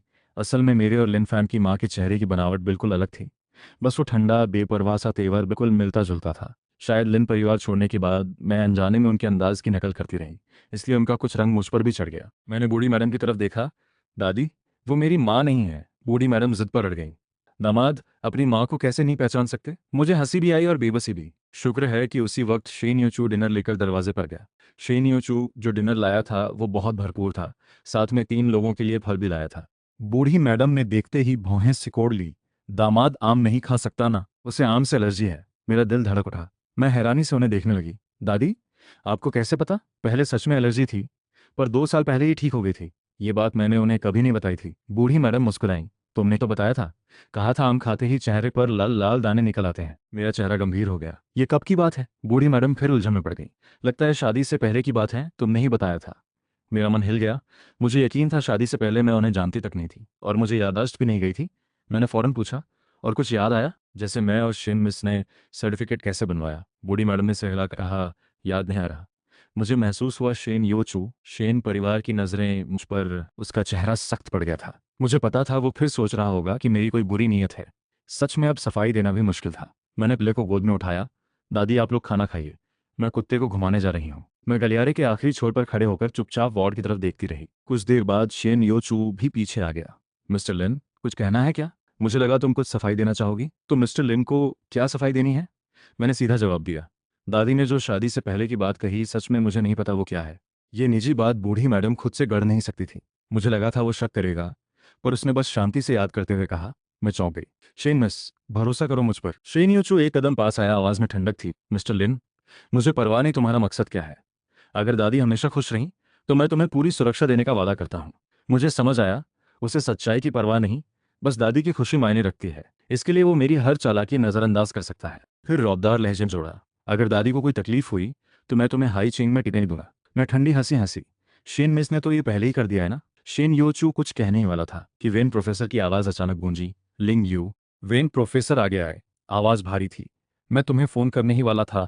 नौकरी मिल गई। शेन मिस के साथ गलतफहमी सुलझी या नहीं? शेन मिस तो बहुत बुरी निकली। इतनी हद तक गई कि तुम्हारा ग्रेजुएट एडमिशन कैंसिल करवा दिया।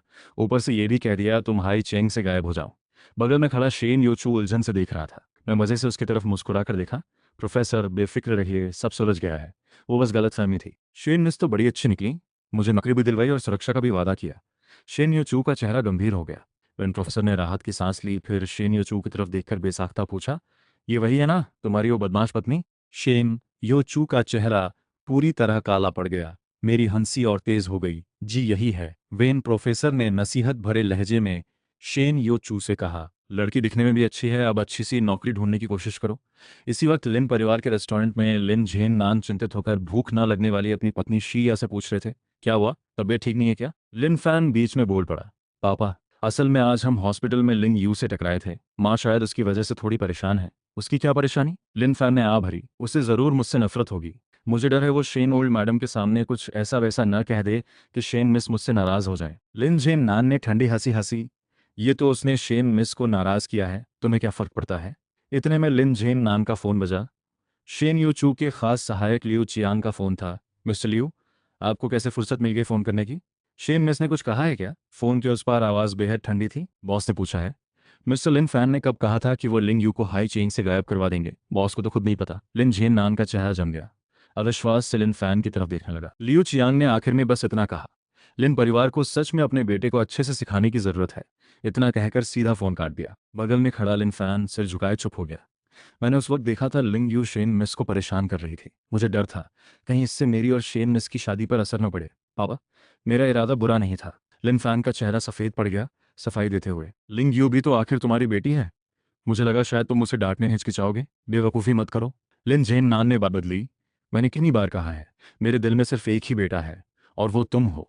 लिंग यू है ही क्या चीज़, वो तुम्हारे बराबर कैसे हो सकती है? लिन फैन की माँ ने नाराज़गी जताई। झेन नान, लिंग यू, आखिर तुम्हारी बेटी तो है ही। लिन झेन नान फौरन मुड़ा। शिया, उस साल लियूली की चाल में फंसकर मैंने तुम्हारे साथ अन्याय किया था। उसकी बेटी को मैं कभी नहीं अपनाऊंगा। मेरे दिल में सिर्फ तुम हो, यही पहचान काफ़ी है। बगल में खड़ी लियूली ये सुनकर गुस्से से मुठ्ठियां भींच बैठी। कड़वाहट से भरी आंखों से लिन झेन नन को देखती रही। यही वो मर्द था जिसे वो दिल से चाहती थी। बचपन का साथी, लिन परिवार का बड़ा भाई। पर इस आदमी की आंखों में हमेशा सिर्फ ली शी या ही रही। उस साल जब वो गर्भवती हुई थी, यान यून दान को लेकर उससे मिलने गई थी। कहा था वो उसकी रखैल बन सकती है, पर उसने बेरहमी से उसे दूर कर दिया। कहा था अपनी पत्नी के साथ बेईमानी नहीं करेगा। लियो ली के पास और कोई चारा नहीं बचा था। मजबूरी में लीशी यानी जान देने की धमकी देकर ही इतने सालों तक लिन परिवार में अपनी जगह बना रखी थी। लिन झे नन कभी उससे ज्यादा बात नहीं करता था। लिन यू को जैसे हवा समझता था। अच्छा हुआ उसने दोनों बच्चों को बदल दिया था। लियू ली सिर झुकाकर मन ही मन हंसी रोकती रही। लिन झैन नान को कभी पता ही नहीं चलेगा कि जिसे वो बरसों से ली शी या का बेटा मानकर दिल से चाहता रहा, वो असल में उसी का सगा बेटा लिन फैन था। और लिन यू तो उपेक्षा और दबाव झेलने के लायक ही थी। पर लिन फैन की माँ जिद पर अड़ी रही। झेन नान, लिन फैन की गलती ही है। घर वालों को लिन यू से माफ़ी मांगनी चाहिए। लिन झेन नान ने भौंस पड़ी। माफ़ी? मेरा बेटा लियू ली के बेटे से माफ़ी मांगे? लियू ली भी जल्दी से बोली। नहीं नहीं, ज़रूरत नहीं। लिन परिवार ने उसे पाला पोसा बड़ा किया, ये कितना बड़ा एहसान है। उसे डांटना तो लाजमी हक है। लिन फैन की माँ ने देखा। उन्होंने हल्की आह भरी पर बहस नहीं बढ़ाई। जब लिन फैन उन्हें कमरे तक छोड़ने आया, माँ ने फिर कहा कि अगर वक्त हो तो मुझे लिन यू के पास ले चलना माफ़ी मांगने। लिन फैन का चेहरा सख्त हो गया। आप तो शेन शिंग और यू डॉक्टर से मिलवाने वाली थी ना, कल वही साथ कर लेते हैं। लिन फैन की आंखें चमक उठीं। उसने माँ का हाथ थाम लिया। ठीक है माँ, आप ही मेरा सबसे ज़्यादा ख्याल रखती हैं। उसके जाने के बाद लिन फैन की माँ ने पत्नी की तरफ देखा। नान माँ, इन सालों की तबीयत अच्छी न रहने की वजह से लिन फैन की परवरिश में कमी रह गई। ये मेरी ही चूक है। मैडम, आप ज़्यादा सोच रही हैं। लिन फैन साहब तो बड़े आज्ञाकारी और भावुक हैं, छोटी मोटी कमी सुधर जाएगी। लिन फैन की माँ कड़वी मुस्कान के साथ बोली। लिन यू कभी झूठ नहीं बोलती थी। उन्हें तेज खांसी आने लगी। नर्स के सहारे वो बिस्तर की तरफ बढ़ीं। वो राज अब भी उनके सीने पर बोझ बना हुआ था। अगले दिन सुबह उठते ही मैं थोड़ी घबराई हुई थी। 10 साल से लिन फैन की माँ से मुलाकात नहीं हुई थी। पता नहीं वो मुझे देखकर खुश होंगी या नाराज। दोपहर में मैं घर लौटी कपड़े बदलने। बूढ़ी मैडम ने शेन यू चू से कहा वो खुद घर छोड़ाए। हम दोनों वार्ड से निकले ही थे कि नीचे जाते ही लियू चियांग आता दिखा। शेन यू चू ने उसे सिर हिलाकर इशारा किया। लियू चियांग ने मुझे एक कागज़ थमाया। मिस्टर लिन, ज़रा देख लीजिए। उस पर देश के नामी यूनिवर्सिटीज़ की न्यू एनर्जी प्रोफेसर्स की लिस्ट थी। मैंने लियू चियांग की तरफ देखा।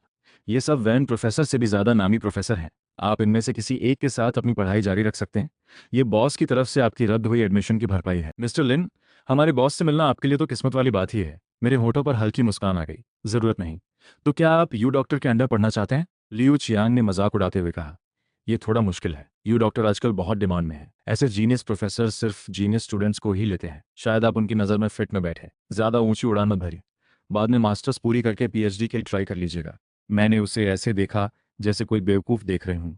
फिर सीधे शेन योचू से कहा, शेन मिस, छोड़ने की ज़रूरत नहीं, मैं खुद टैक्सी से चली जाऊंगी। शेन योचू मेरे जाने की दिशा देखता रहा।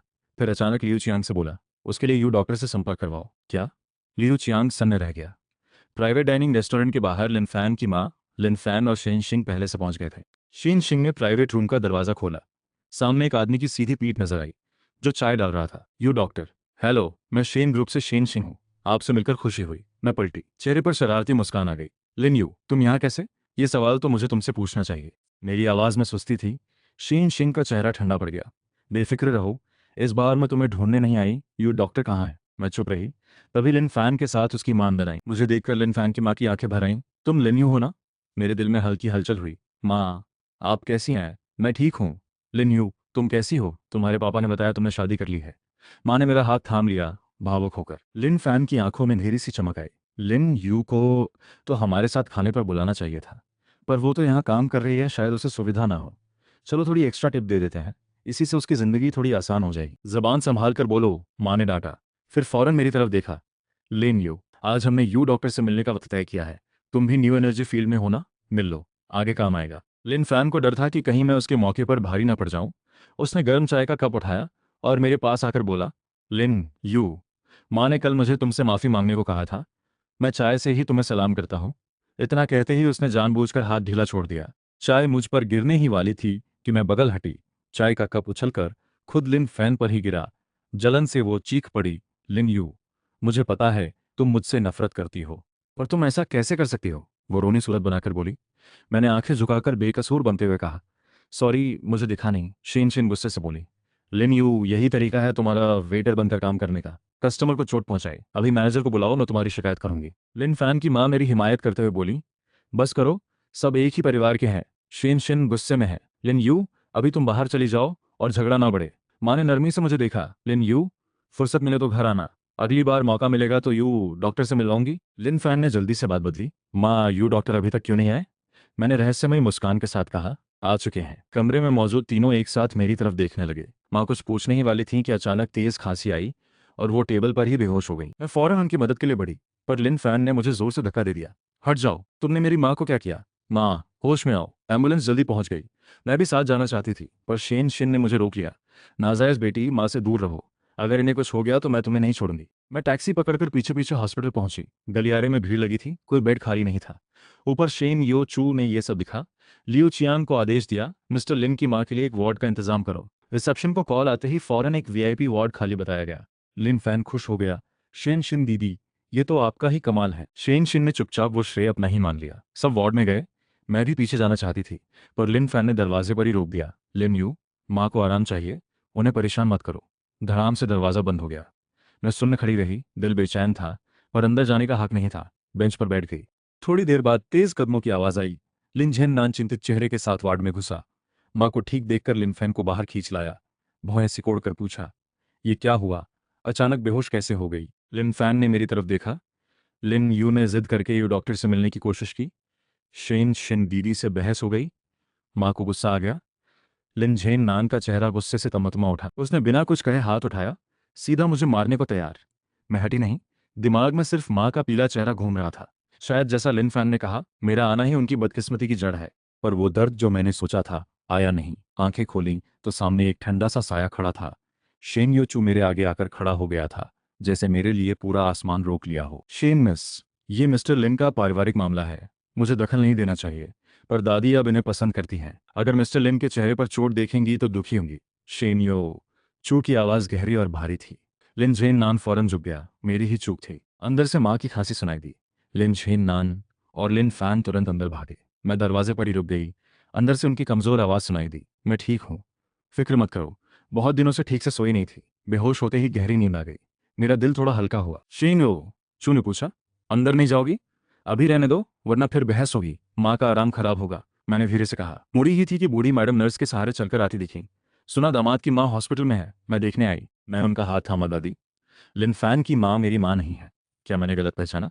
बूढ़ी मैडम ने फ़ोन निकालकर एक तस्वीर दिखाई। दामाद, ये तुमने पहले मुझे भेजी थी, कहा था ये तुम और तुम्हारी माँ है। क्या वार्ड में जो है वो तस्वीर वाले नहीं है? मैं एक पल को ठिठक गई। तस्वीर में मैं और लिन फैन की माँ समुद्र किनारे बैठे खुशी से मुस्कुरा रहे थे, बिल्कुल माँ बेटे जैसे। पर लिन परिवार छोड़ने के बाद मैं उनसे कभी मिली ही नहीं थी। ये कैसे मुमकिन है? मैंने तस्वीर जूम की तो साफ नजर आया, ये एडिट करके बनाई हुई फोटो थी। ये मैंने कब भेजी थी आपको? बूढ़ी मैडम ने सिर हिलाया। याद नहीं। तो कैसे भेजी? ईमेल से या मैसेज से? वो फिर सिर हिलाती रहीं। याद नहीं आ रहा। मुझे थोड़ी बेबसी हुई, पर बूढ़ी मैडम अपनी बात पर अड़ी रहीं। दामाद, वो तुम्हारी माँ ही है, अपनी माँ की उपेक्षा मत करना। बूढ़ी मैडम को छोड़ने के बाद शिन्यो चू गलियारे में खड़ा रहा। लियू चियांग जल्दी आकर रिपोर्ट करने लगा। बॉस, पता चला मिस्टर लिन उसी प्राइवेट रेस्टोरेंट में पार्ट टाइम काम करता है, वहीं उनकी मुलाकात हुई। शिन्यो चू की आवाज़ ठंडी थी। शिन ग्रुप उसे कम सैलरी देता है, इसलिए बाहर काम कर रहा है ना? ज्यादा तो नहीं है, ये तो दादी ने ही व्यवस्था की थी।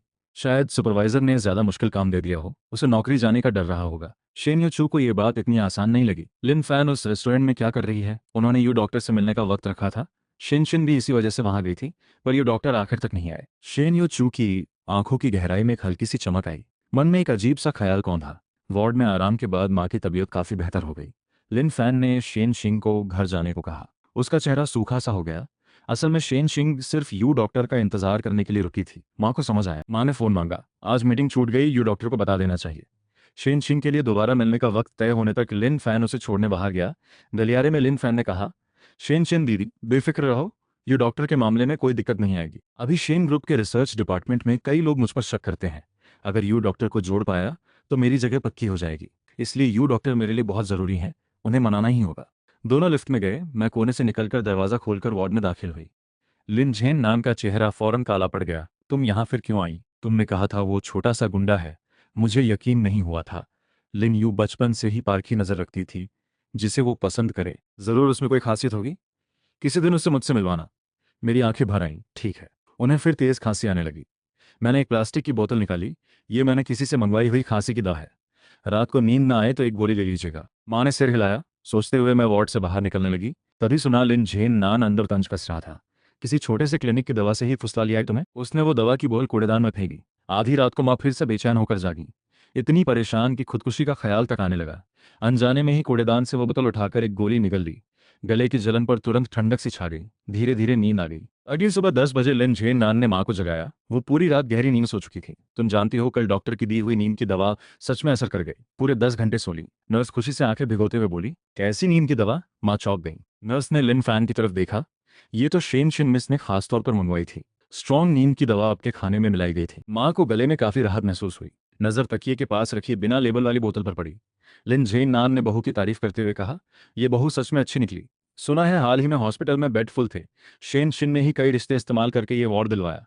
इस बार उसी की वजह से सब ठीक हुआ। लिन फैन ने मौका देखकर कहा, माँ, शेन शिन दीदी आपके लिए इतना कुछ करती है, आप भी उनकी मदद कीजिए ना। घर वाले चाहते हैं शेन शिन दीदी रिसर्च डिपार्टमेंट संभालें, पर वहाँ के रिसर्चर उन्हें मानते नहीं। अगर डॉक्टर को बाहरी टेक्निकल सपोर्ट के तौर पर बुला लें तो शेन शिन दीदी की जगह पक्की हो जाएगी। माँ ने थोड़ी हिचक के बाद कहा, ठीक है, मैं ये डॉक्टर से पूछ लेती हूँ, पर अगर वो मना करें तो मैं जोर नहीं डालूंगी। लिन फैन खुश हो गया। उसे यकीन था अगर माँ कहेंगी तो यू डॉक्टर कभी मना नहीं करते। माँ ने फोन निकालकर यू डॉक्टर का अकाउंट खोला। शब्द सोच समझकर मैसेज भेजा, छोटे यू, फुर्सत हो तो एक मदद चाहिए थी। मुझे ये मैसेज तब मिला जब मैं बूढ़ी मैडम को टहलाकर वापस आई। मेरी भौहें सिकुड़ गईं। माँ को मुझसे क्या काम पड़ गया? क्या कल वाली दवा में कोई दिक्कत हुई? वो दवा अभी क्लिनिकल ट्रायल स्टेज में थी। सिर्फ उनकी हालत गंभीर देखकर ही मैंने पहले से निकाल दी थी। मुझे फिक्र हुई। नर्स को बूढ़ी मैडम को कमरे तक छोड़ने को कहकर मैं जल्दी से माँ की तरफ भागी। जल्द ही वार्ड पहुंची। देखा शेन शिन और लियू ली दोनों वहीं खुशी खुशी बातें कर रहे थे। मेरे अंदर आते ही माहौल अचानक शांत हो गया। मुझे लगा मैं बेवजह आ गई। माँ को ठीक देखकर सिर झुकाकर जाने वाली थी कि लियूली बोल पड़ी, ये तो मिस्टर लिन है ना? शेन ओल्ड मैडम जैसी ऊंची डाल पर चढ़ गए। अब हम जैसे लोग आपकी नज़र में नहीं आते। मैं मुड़ने ही वाली थी कि उसने मेरा हाथ पकड़ लिया। सुना है आजकल तुम पूरी रात ओल्ड मैडम की सेवा में लगे रहते हो। सोचते हो वो तुम्हें अपना पोता मानेगी? बेवकूफ़ी मत करो, तुम तो बस उनका खिलौना भर हो। लिन फैन फौरन बोली, ऐसा मत कहिए, शेन ओल्ड मैडम वाकई लिनियो को बहुत मानती है। लियू ली की आवाज़ और तेज हुई, ये कैसा मानना है? शेन शिन मिस तो लिन फैन को असली अहमियत देती हैं। उसने चापलूसी से शेन शिन की तरफ देखा। सुना है कल वार्ड मिलना ही मुश्किल था। अच्छे घरानों को भी इंतजार करना पड़ता है। शेन शिन मिस ने ही मदद करके माँ को ये वीआईपी वार्ड दिलाया। शेन शिन ने मेरी तरफ देखकर विनम्रता से मुस्कुराई। मौसी को शायद पता नहीं था, वरना वो भी मदद करती। ये तो बस मेरी छोटी सी कोशिश थी। शेन मिस जान भी जाए तो भी तुम्हें कभी अहमियत नहीं देंगी। लियू ली ने फिर ताना मारा, तुम जितना भी उनका दिल जीतने की कोशिश करो, वो तुम्हें बस एक बिल्ली कुत्ते जैसा ही समझती है। मेरी मुट्ठी कस गई, पर वार्ड में बहस नहीं बढ़ानी थी। बाहर से आ रहे शेन यो चू ने ये सारी बातें सुन ली। चेहरा सख्त पड़ गया। लियू चियांग फौरन समझ गया। जोर से दरवाजा खोलकर अंदर आया। माँ जी, शेन सर की तरफ से मैं आपका हाल चाल पूछने आया हूँ। क्या इस वार्ड में आपको कोई असुविधा तो नहीं? कमरे में सन्नाटा छा गया। सब शेन शिन की तरफ देखने लगे। वो हैरानी से चौंक गई। लियू ली भी सन्न रह गई। लियू चियांग ने रहस्यमय मुस्कान के साथ कहा, शेन शिन मिस, तो ये वार्ड आपने ही शेन मिस से कहकर दिलवाया था? शेन शिन का चेहरा अकड़ गया। लियू चियांग हंसते हुए बोला, ये तो मिस्टर लिन की रिक्वेस्ट पर बॉस ने व्यवस्था की थी। शेन शिन मिस, क्या आपने भी बॉस से बात की थी? शेन शिन शर्मिंदा होकर जमीन में समा जाना चाहती थी। मैंने तो कई कॉल्स किए थे, कई लोगों से बात की। शायद मुझे गलतफहमी हो गई। लिन फैन ने मुट्ठी भींच ली। उसे बेइज्जती महसूस हुई। आने अजीब माहौल को तोड़ते हुए कहा, शैन मिस का शुक्रिया, यहाँ बहुत अच्छे से रह रही हूँ। तबीयत ठीक होते ही ओल्ड मैडम से मिलने जाऊंगी। लियू चियांग बोला, आपका यहाँ अच्छे से रहना ही मिस्टर लिन की बेफिक्री है, और इससे हमारी ओल्ड मैडम खुश हो जाएंगी। ये बात साफ मुझे आगे बढ़ाने वाली थी। कमरे में मौजूद सबके चेहरे पर अलग अलग भाव आए। माँ सच में खुश हुई। मैंने लियोली की तरफ देखकर तंज से मुस्कुराई। लियोली गुस्से से बोली, नायक चुप रहो, माँ जी को आराम चाहिए। तुम यहाँ बेवजह क्यों भटक रहे हो? घर जाओ। वो गुस्से से मुझे घूर कर तेजी से निकल गई। मैंने बिस्तर की तरफ देखा। माँ, रात को नींद कैसी आई? माँ ने कंबल के नीचे चुपके से दवा की बोतल थामे हुए कहा। बहुत अच्छी नींद आई। बहुत दिनों बाद इतना अच्छा सोई हूँ। ठीक है, मैं चलता हूँ। मैं और लियो छियांग बाहर निकले। शन यो छू गलियारे की दीवार पर टिका हुआ फोन देख रहा था। ठंडी रोशनी उसके साइड फेस पर पड़ रही थी। मुझ बाहर आते देख वो होंठ उठाकर बोला। दादी को चैन नहीं था। उन्होंने मुझे भी खुद आकर देखने को कहा। आवाज़ भले ठंडी थी, पर मेरे दिल में मीठा सा एहसास भर गया। कमरे का दरवाज़ा खुला, शन शिंग और लिन फान बाहर आए। मुझे और शन यो छू को साथ खड़ा देखकर लिन फान जैसे बड़ी मुसीबत में पड़ गई। शन शिंग ने बिना सोचे पूछा, छोटी मौसी, आप यहाँ कैसे? शन यो छू की आंखों में राहत झलकी। क्या मेरी हरकतों का हिसाब तुम्हें देना जरूरी है? उस भारी दबाव से शन शिंग के हाथ पसीने से भीग गए। उसने डरते डरते पूछा, लिन साहब, आप तो हमेशा अस्पताल में दादी की देखभाल करते हो, तुम्हारी बीवी को बुरा नहीं लगता? मैंने थोड़ा हैरान होकर शन योछू की तरफ देखा। मुस्कुराते हुए कहा, शायद उसे बुरा नहीं लगता। शन शन का चेहरा एकदम बदल गया। शन योछू अचानक बोला, कमरे में चलो, दादी इंतजार कर रही हैं। मैंने हल्के से मुस्कुराकर कहा, चलो। हम दोनों मुड़कर चल दिए। पीछे शन शिन गुस्से से जलती आंखों के साथ खड़ी रह गई। वो लिन साहब की पत्नी के कमरे में सामान ठीक करने गई तो चौंक गई। बेड पर यह दवा की बोतल कहाँ से आई? लिन जन्नान ने भौएं सिकोड़ी। ये तो वही फालतू कंपनी की दवा है जो इन यू ने दी थी ना। हाँ, तुमने ये वापस क्यों रख ली? कल रात मैंने एक गोली खाई थी, लगा जैसे कुछ असर हुआ। लिन साहब की पत्नी ने सफाई दी। ये कैसे हो सकता है? साफ है कि नींद की दवा का असर था। लिन जन्नान ने दवा छीन ली। पता नहीं किसने ये दवा कहाँ से खरीदी है। अगर शरीर को नुकसान हो गया तो आज रात मुझे मत खिलाना, मैं वो वाली ट्राई करता हूँ। देखता हूँ कौन सी दवा असली में काम करती है। आधी रात को लिन साहब की पत्नी को फिर से बहुत प्यास लगी। रुक नहीं रही थी। नैनी ने वो वाली नींद की दवा ली थी जिसे सबने भगवान जैसा बताया था, पर उससे कुछ फायदा नहीं हुआ। मैडम का चेहरा प्यास से लाल हो गया। फिर नैनी भागकर बाहर गई और मेरी वाली दवा लेकर आई। दवा पिलाने ही वाली थी कि लिन फान ने उसका हाथ पकड़ लिया। मम्मी की खांसी तो बढ़ रही है, कहीं इसी दवा की वजह से तो नहीं? ऐसी अनजान दवा नहीं खाई जाए तो अच्छा। लिनजन नान भी गुस्से में बोला, ये लिन यू, तुमने उसे इतना अच्छा माना और वो दवा देकर नुकसान पहुंचा रही है। मैडम खांसी की वजह से कुछ बोल नहीं पा रही थी, बस नैनी को घूर रही थी। नैनी सबसे वफादार थी। दबाव झेलते हुए उसने दवा मैडम के मुंह में डाल ही दी। खांसी एकदम रुक गई। मैडम ने राहत की सांस ली। अब पक्का था कि लिन यू वाली दवा ने काम किया। बाहर आकर लिन फान का चेहरा एकदम पीला पड़ गया। पापा, लिन यू ने सच में स्पेशल दवा खोज ली। उसमें इतनी काबिलियत कहाँ से आई? जरूर शन मिस ने उसकी मदद की होगी। लिन जन नान की भौएं कस गई। लगता है बूढ़ी शन मैडम सच में उसकी बहुत परवाह करती हैं। वीआईपी कमरे में शन यो छू दादी के साथ बातें कर रहा था। आज दोपहर खाने में क्या खाया था? बूढ़ी दादी देर तक सोचती रहीं। सफेद दलिया लगता है। नहीं, नूडल्स थे। अगली। सही कहा ना? शन यो छू मुस्कुराते हुए सिर हिलाया, पर अंदर ही अंदर मन भारी हो गया। दोपहर में तो चावल खाए थे। दादी फिर भूल गईं। उनकी याददाश्त शायद और ज्यादा कमजोर होती जा रही थी। मैंने अचानक आराम से पूछा, दादी, कल शन मिस ने जो बाली पहनी थी उसका रंग क्या था? बूढ़ी दादी फौरन बोली, बैंगनी रंग की। पगली बहुत शौकीन है। हीरे वाली कलाई भी पहनी थी। परसों? परसों नीली थी। वो नीली बाली तो मैंने ही उसे दिलाई थी। मैं हल्का मुस्कुराते हुए शनियो छू को देखती रही, जैसे कुछ इशारा कर रही हो।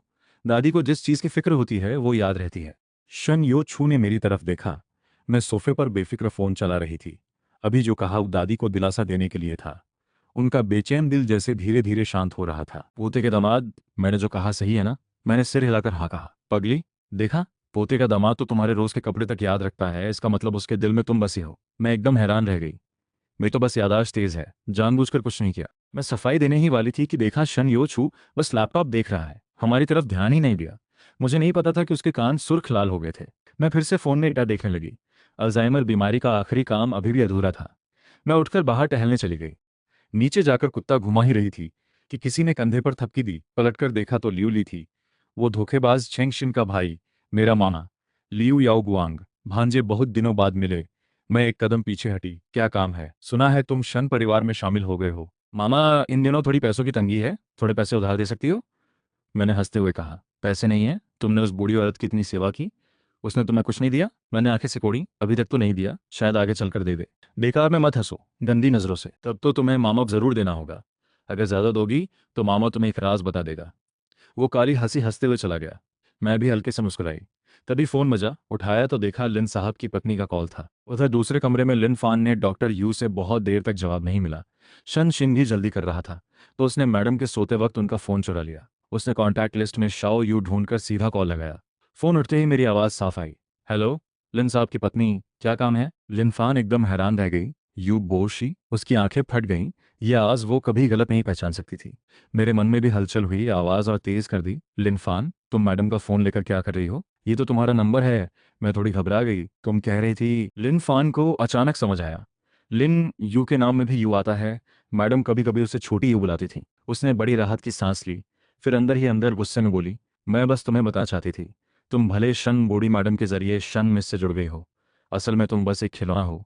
शन मिस की तो शादी हो चुकी है, मेरी बात अलग है। मैं आगे शन शिंजे से शादी करके इस परिवार की असली बहू बनूंगी। तो बधाई हो। अमीर घराने में सिर्फ प्यार से काम नहीं चलता। मेरे पास डॉक्टर यू जैसा बड़ा पत्ता है, मैं कभी हार नहीं सकती। फोन कट गया। मैंने मुंह बिचकाया, मैं कब से लिनफान का बड़ा पत्ता बन गई।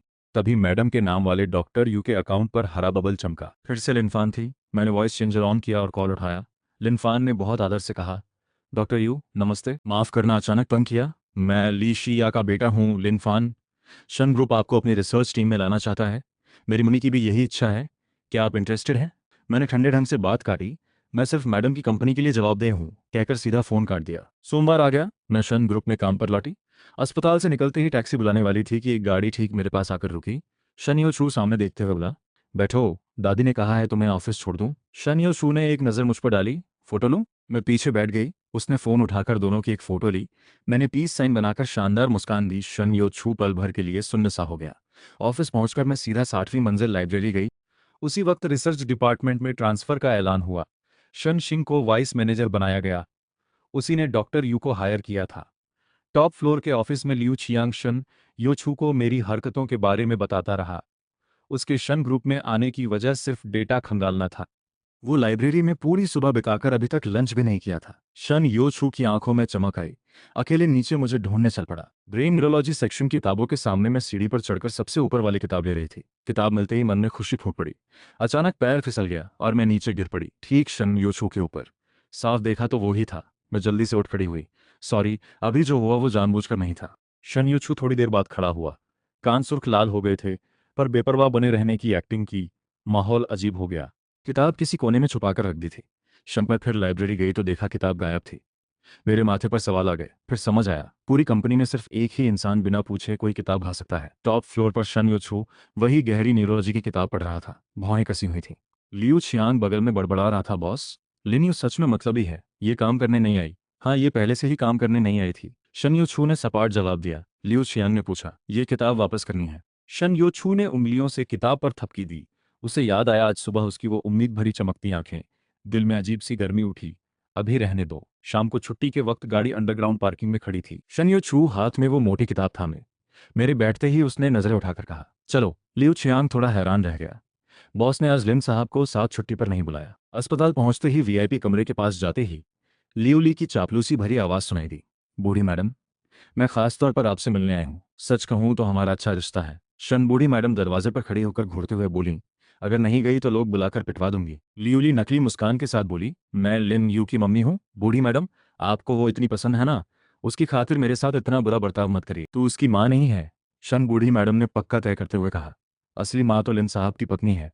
लियूली एकदम सन्न रह गई। ठंडे पसीने छूट गए। बिना सोचे पूछ बैठी, आपको कैसे पता?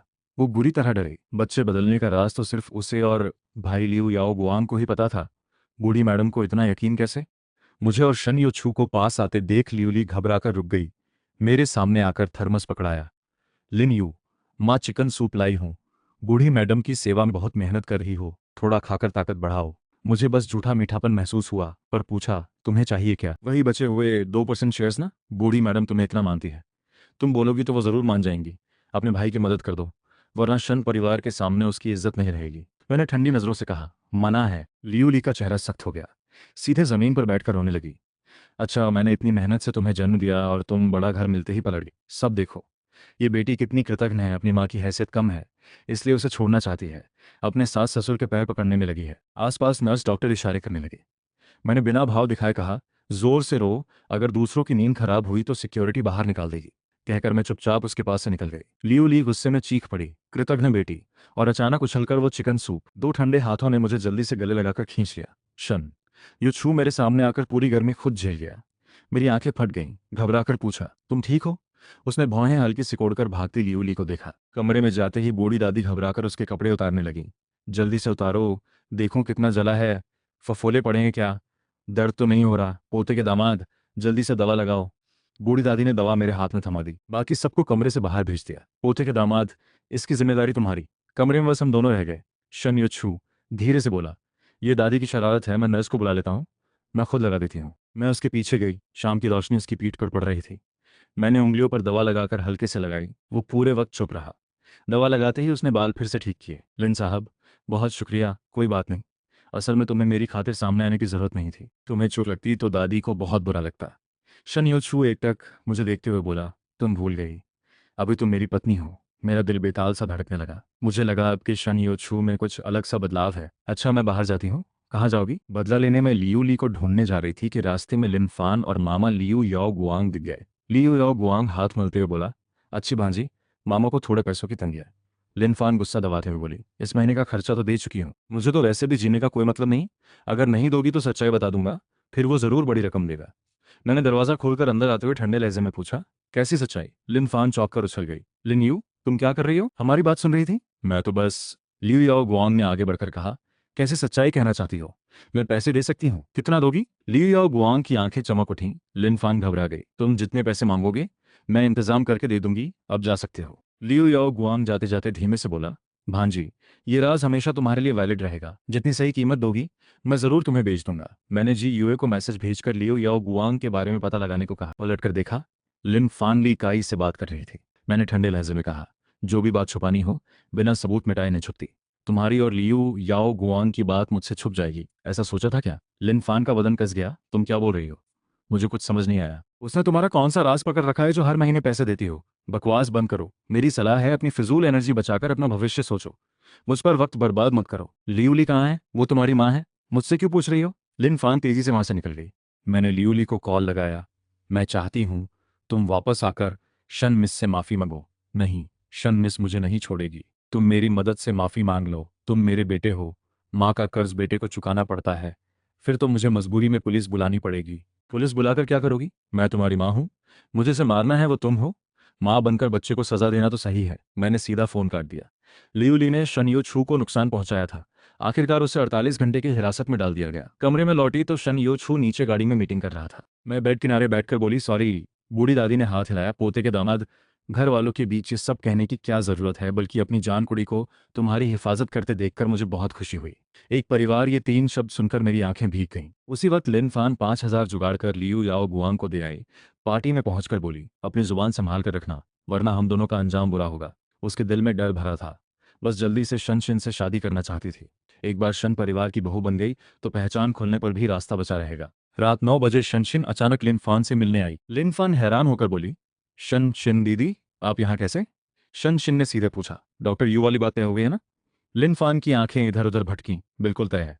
तो मेरी डॉक्टर यू से एक मुलाकात करवा दो। लिन फान घबराकर उंगलियां मरोड़ने लगी।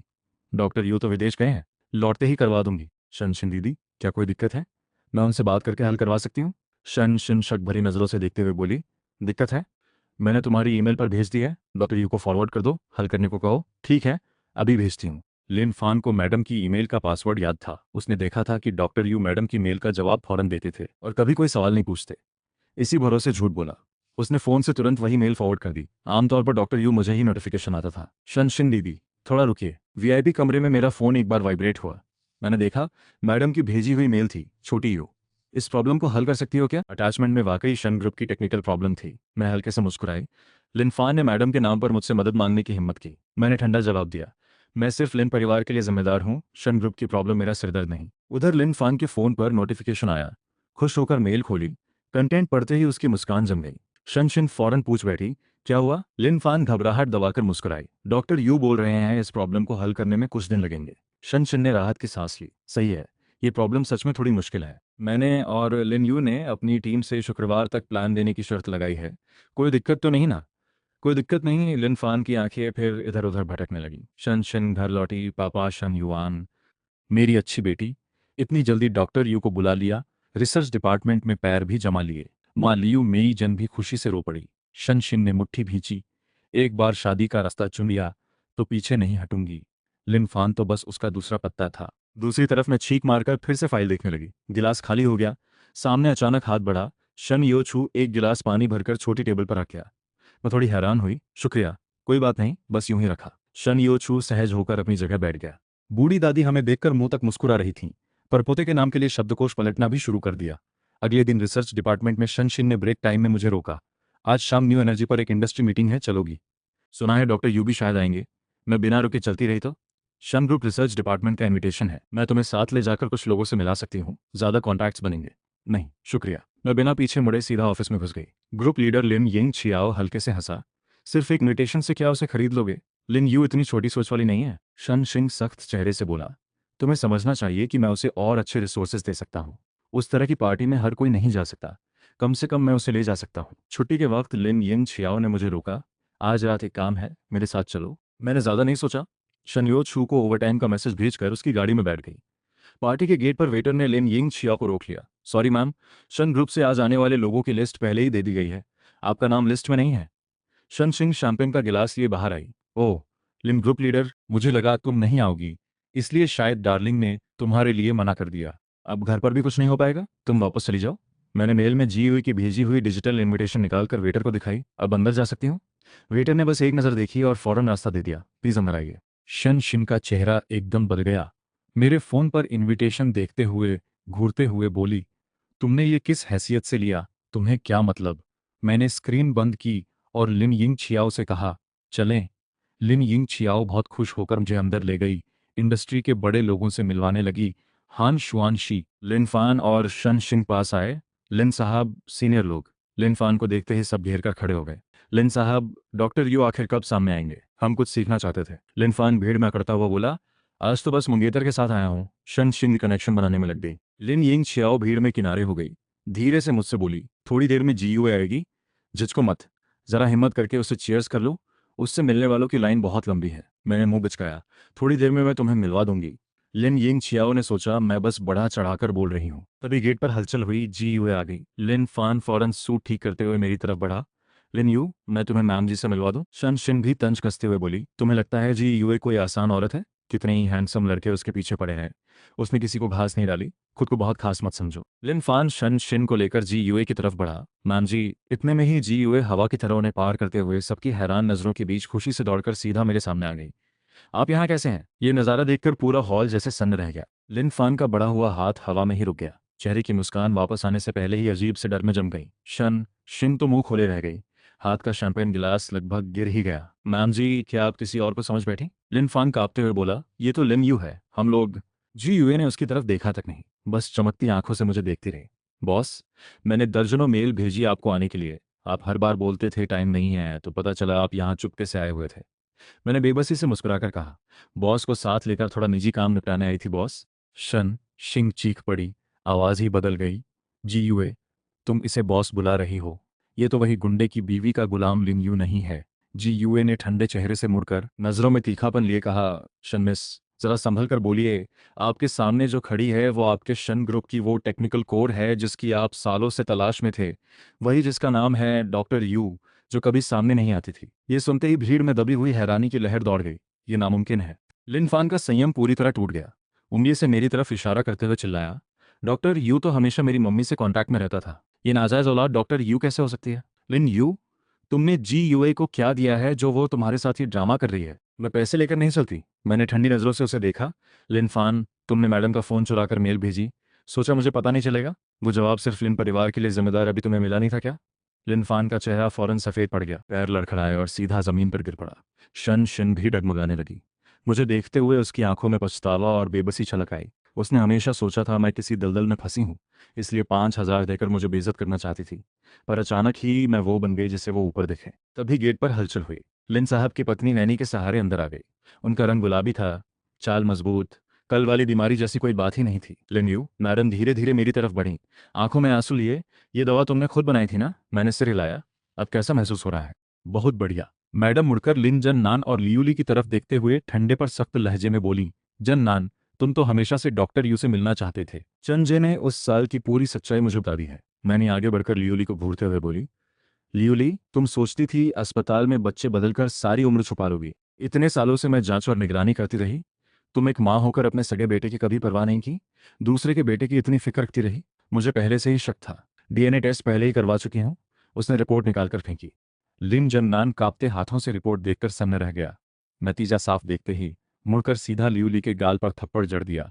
तुमने मेरे बेटे की जगह अपना नाजायज बच्चा रख दिया। लियूली दर्द से चीख पड़ी। लालच पूरी तरह बेनकाब हो गया। लिनफान वो रिपोर्ट देखकर बेबसी से रोते हुए चिल्लाया, नहीं, मैं लिन परिवार का बड़ा बेटा हूँ, असली वारिस तो मैं हूँ। मैं ये सब ठंडी नज़रों से देख रही थी, पहचान, दौलत, खून का रिश्ता, जो चीज़ें कभी मुझे बांधती थीं अब बस मामूली लग रही थीं। बॉस, गाड़ी तैयार है? जीव ने धीरे से याद दिलाया। मैं मुड़कर जाने ही वाली थी कि किसी ने हल्के से मेरा हाथ पकड़ लिया। शन, यो छू न जाने कब पीछे आकर खड़ा हो गया था। उसने काले रंग की लंबी पोशाक पहनी थी, पीठ की चोट कपड़ों में छुपी थी, पर मुझे देखती उसकी नज़रों में अब पहले जैसी ठंडक नहीं थी। लिन साहब, उसने धीरे से कहा। उसकी आवाज़ में एक हल्की सी निर्भरता थी जो शायद उसे खुद भी समझ नहीं आई। दादी अस्पताल में हमारा इंतजार कर रही हैं, घर चलते हैं। मैं उसे देखती रह गई, दिल के सबसे नरम कोने को जैसे हल्के से किसी ने छू लिया हो। ठीक है, चलो घर। हॉल से बाहर निकलते वक्त शन शन दौड़ी आई। रोते रोते उसका चेहरा बिगड़ गया था। मुझे माफ कर दो, क्या हम कॉलेज वाले दिनों में वापस जा सकते हैं? मैं बिना रुके, बिना पीछे देखे बस इतना बोली, शन मिस, तुम कभी कहती थी ना कि नाजायज औलाद और गुंडा एकदम परफेक्ट जोड़ी होते हैं। मुझे लगता है अब तुम और लिन फान ही असली परफेक्ट जोड़ी हो। पीछे शन शिन की निराश सिसकियां रह गईं, सामने है शहर की रोशनियों से जगमगाती रात। गाड़ी में शन यो छू ने अचानक पूछा, वो न्यूरोलॉजी वाली किताब कब लौटाओगी? मैंने भौहें उठाईं। उसे पढ़ ही नहीं रही थी। तुम ही तो रोके बैठे हो उसे। उसने मुंह खिड़की की तरफ घुमाया। कान हल्के लाल पड़ गए। मुझे डर था तुम डॉक्टर यू बनकर कभी भाग न जाओ तो दादी शन ग्रुप ही तोड़ डालेंगी। मैं हंस पड़ी, हाथ बढ़ाकर उसके कंधे पर रख दिया। इस बार वो हटा नहीं। बेफिक्र रहो, कॉन्ट्रैक्ट अभी खत्म नहीं हुआ। वैसे भी मेरा ये पति अभी पूरी तरह कंफर्म भी नहीं हुआ है। 3 महीने बाद, जिस दिन क्लिनिकल ट्रायल वाली दवा का दूसरा फेज सक्सेसफुल साबित हुआ, शहर में पतझड़ के बाद की पहली बारिश हुई। मैं लैब से बाहर निकली तो देखा शनियो छू गेट पर खड़ा काली छतरी था। वही काले रंग की पोशाक पहने जो मैंने उसे पहले भी कई बार देखा था। शायद वो बहुत देर से इंतजार कर रहा था। बालों पर हल्की हल्की बूंदें चमक रही थीं। दादी ने कहा था तो मैं लेने आऊं। उसकी आवाज़ अब भी हल्की ठंडी थी, पर अब उस बेभाव चेहरे में मुझे कुछ अलग सा महसूस हो रहा था। उसके कान फिर से लाल हो गए थे। मैं पास जाकर सहज ही छतरी पड़कर उसे अपनी तरफ खींचा। अरे शन साहब खुद लेने आए, बड़ी इज्जत मिल गई। उसने एक नज़र देखी, कुछ नहीं बोला, पर हटा भी नहीं। गाड़ी शन परिवार के पुराने घर की तरफ बढ़ी। रास्ते में अचानक वो बोला, वो डिवोर्स वाला एग्रीमेंट। आवाज़ ऐसी हल्की थी जैसे खुद से बात कर रहा हो। दादी ने फाड़ दिया। मैं हैरान रही, फिर हंस पड़ी। तो अब क्या करें? शन यो छू थोड़ा रुका, अजीब तरह से शर्माते हुए बोला। उन्होंने कहा बड़ी मुश्किल से उन्हें पोते का दामाद मिला है, अब छोड़ नहीं सकती। मैं चुप रही, बस उसे देखती रही। आखिरकार उसने भी मुकर मेरी आंखों में देखा। खिड़की के बाहर हल्की हल्की बारिश गिर रही थी। गाड़ी के अंदर इतनी खामोशी थी कि एक दूसरे की सांसें सुनाई देती। उसकी आंखें बहुत चमकदार थीं, जैसे बारिश के बाद के तारों की रोशनी उनमें उतर आई हो। लिन यू, उसने मेरा नाम पुकारा। आवाज़ हल्की थी, पर उसमें एक नमी थी जो शायद उसे खुद भी नहीं पता थी। वो दवा दादी को आज से देनी शुरू होगी। पहला कोर्स आज रात से। उसने सिर हिलाया, कुछ देर चुप रहकर फिर बोला, शुक्रिया।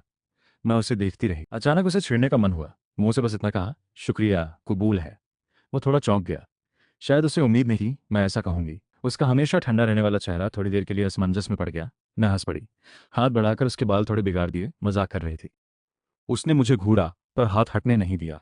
गाड़ी पुराने घर के गेट पर रुकी। बारिश रुक चुकी थी।